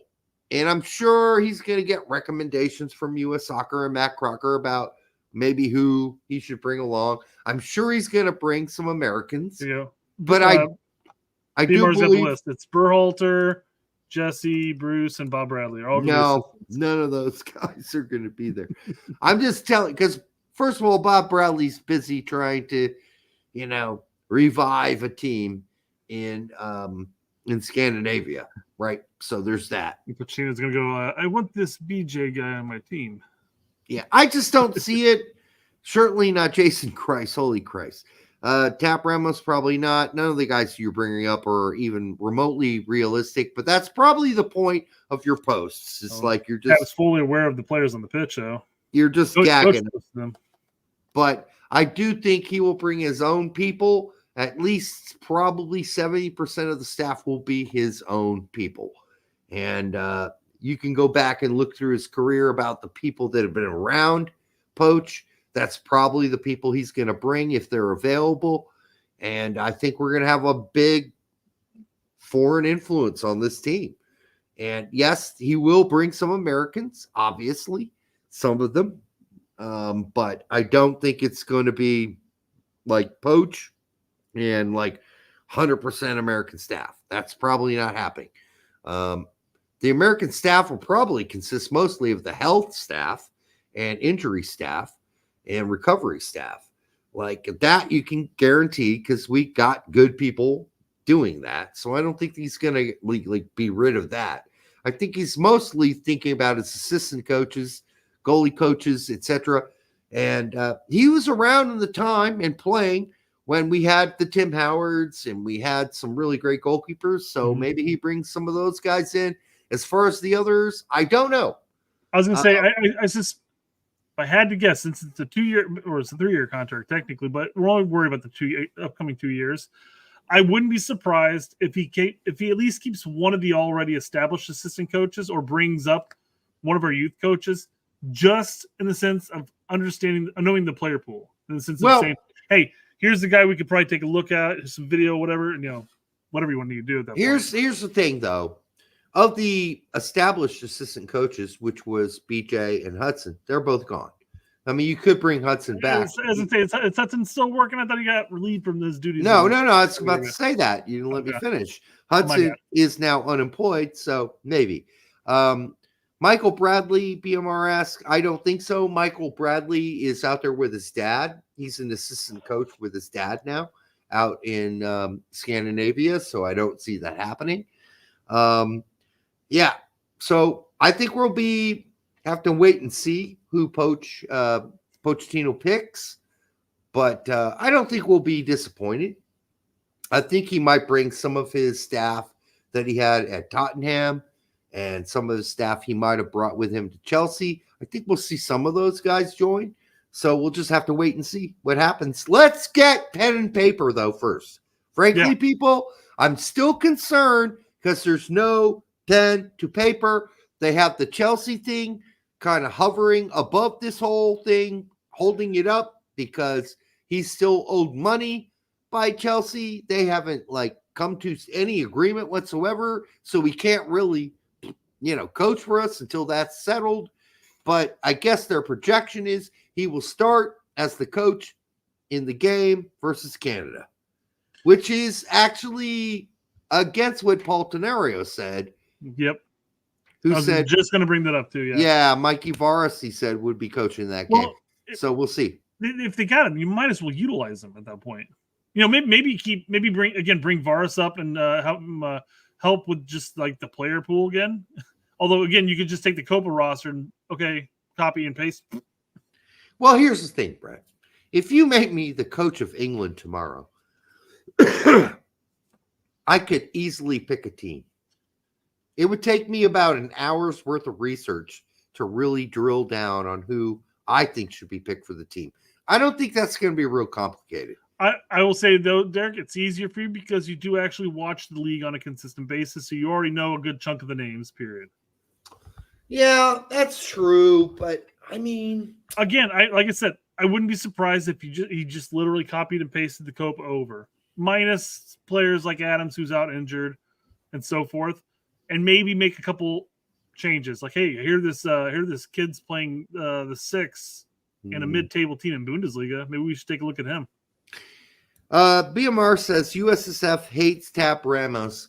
I'm not sure if they hate him, but they certainly don't like him, or they're not enamored by him because of the comments he made probably a couple of years ago. The weird thing is that I talked to Tack before he was going to interview Tab, and he's like, what should I ask him? And I gave him a bunch of questions to ask him, and he asked them those questions. And Tab was really, or I don't know if they're the exact same things I told Tack to ask him, but he asked them similar questions that what I said you should ask him. And Tab was really too gentle. He backed off of his comments from a couple of years ago. And that was really disconcerting, especially the questions about why did you leave U.S. Soccer and what did you mean by, what was the quote? Methodology.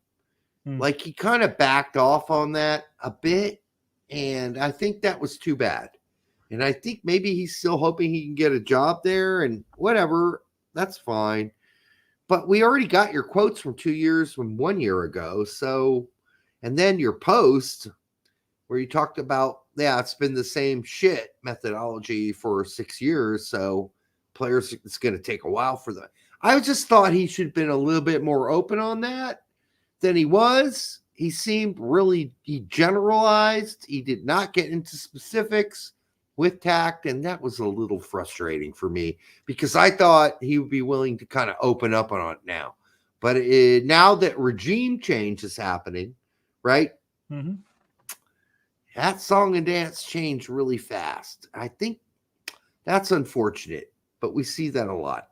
We do see it a lot. I'm not saying Tab's not still a great guy because he's been really brutally honest up until now, up until very recently. But I think he danced around that interview too much, unfortunately. Sure. I still love him, but I mean, of course, he's a player, but too much dancing there. Mark McKenzie is on the verge to join Toulouse with immediate effect. Yeah, that doesn't surprise me. We didn't cover it during transfer news, so we're like, oh yeah, that's right. I had it pulled up. I mean, he's never going to a Bundesliga team. Anybody who thought he was going to Bundesliga is just smoking pot. Everybody who tagged us in, and my response is the same. Like, he went from going to a Bundesliga team to going to league. What's going to happen tomorrow? Is he going to go to the Czech league? And in all honesty, yeah, it's a move in the right direction for his career. Yes, good for Mark McKenzie, who doesn't have a dumb agent apparently. No, I mean, he knows his limitations. We'll see what happens. League One is a good move. Stuttgart, that whole thing was like, what? Yeah, really? Seriously? Did anybody watch him play at Genk last season? He was like a roller coaster. Great game, shit game, medium game, crap game, good game. It's been his MO at Genk. I mean, he was all over the place last season. So I don't know how you can say, well, yeah, that performance at Genk last season was just first class. No, it certainly wasn't. And I only watched like 11 games last season. So that's based on 11 games I actually, with my own eyeballs, got to watch. And I'm like, what the fuck, dude? Oh, what are you doing? You know, it was like, and then he would have a great game. And then he'd have a horrible game. And then he'd have kind of like, you know, it's all right. He didn't do anything that bad. But he didn't distribute from the back at all.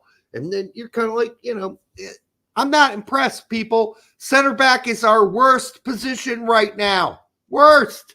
Absolute worst besides goalkeeper. Those two things need to be fixed somehow before 2026. That's all I'm saying.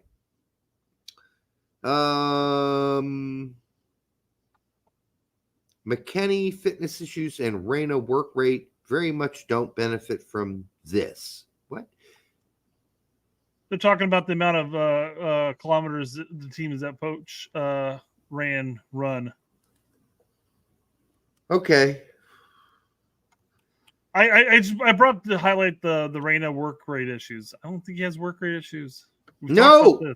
Go look at his work rate numbers for Nottingham Forest against Fulham when he was brought in for the last 35 minutes to play defense, and tell me he's got work rate issues. Nope.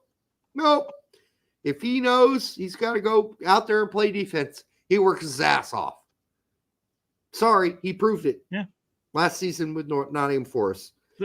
Again, it's how he looks on the pitch. And you're looking at him on the pitch. He's not making the 40-yard sprints up the field. He looks languid, like it's just word you coin for. Yeah. He looks like he's slow, but he covers a lot of ground actually, and he's always looking for the space to move into. Mm-hmm. So it's a bit of a different approach to the game than just the Brendan Aronson-esque running around like a chicken with your head cut off. I mean, and I've made this comparison. I mean, bash before. Brendan on that, but it's just a description. It's not like for like comparison, but people used to say that about Steven Gerrard at Liverpool. Like he's not a hard runner. He's just languid looking. But Steven Gerrard was usually in the right place at the right time back in the day for Liverpool. And did he look like a gazelle, a slow moving gazelle? Yeah, but he was not slow. I mean, he was later in his career. He got slower and slower, of course, as you get older, but he was not a slow player. And he just looks slow. He's not slow. I can tell you he's not slow. And then for McKennie, listen, McKennie can work his ass off. He can run, but he needs to lose some weight. Let's not bullshit about that. I'm not bullshitting about it. Nobody is who's paying attention. If you look at the way he looked at the beginning of the Juventus season when he was fit and trim, and then you look at the way he showed up at U.S. Soccer Camp, don't even fucking bullshit me. If you can't see that, you're fucking blind. He was fat. I'm sorry. Look at the commercial with the drink. They wouldn't even go above. They had to film it above his gut. Okay? And even that upper body thing didn't look that great. I'm sorry, it didn't. So, I mean, say what you will. Dream in whatever world you want to dream in.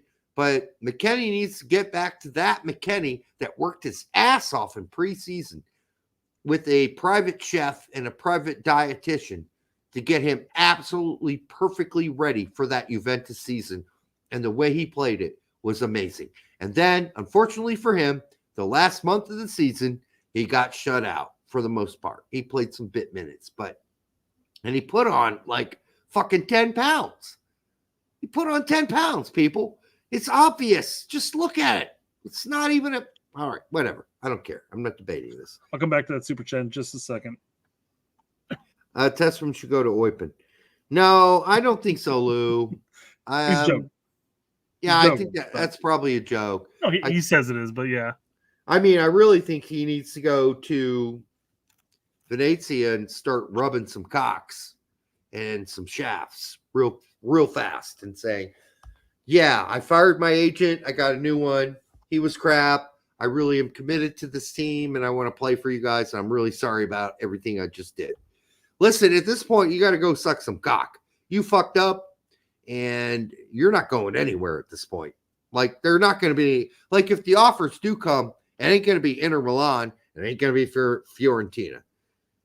So good luck with that. You fucked up, Tanner, because at some point, as a grown man, you got to tell your agent he's fucking your shit up and you're not happy with it and that you'd like to actually make a real deal. Luke Kutry for $199. Tab Ramos would be perfect for player knowledge. He would be, but even Tab said, I'm not going to get picked.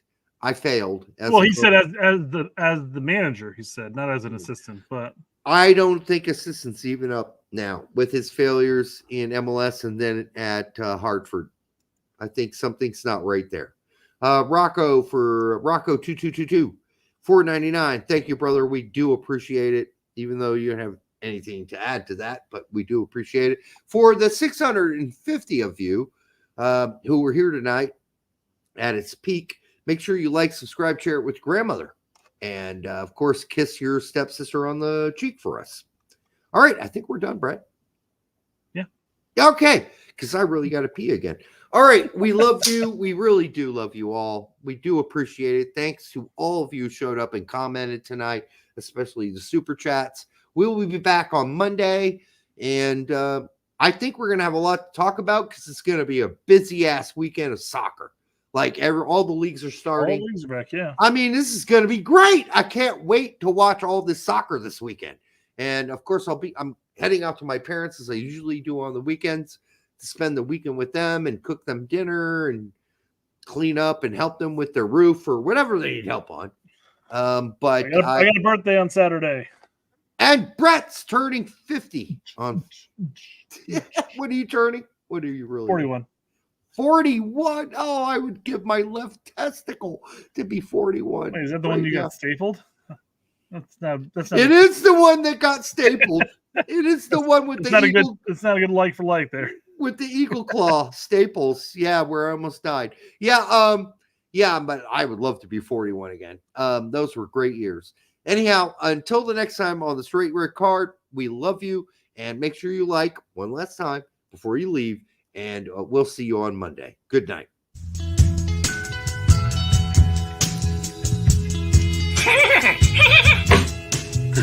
That hurt. And to me, it's nauseating. It's absolutely nauseating because multiple mental health clinicians said that Derek had limited intellectual ability and was not capable of consenting. Congratulations. Boom. Right? Change soccer in America forever. Hella bugs out here. Bro, I can't keep caressing my leg.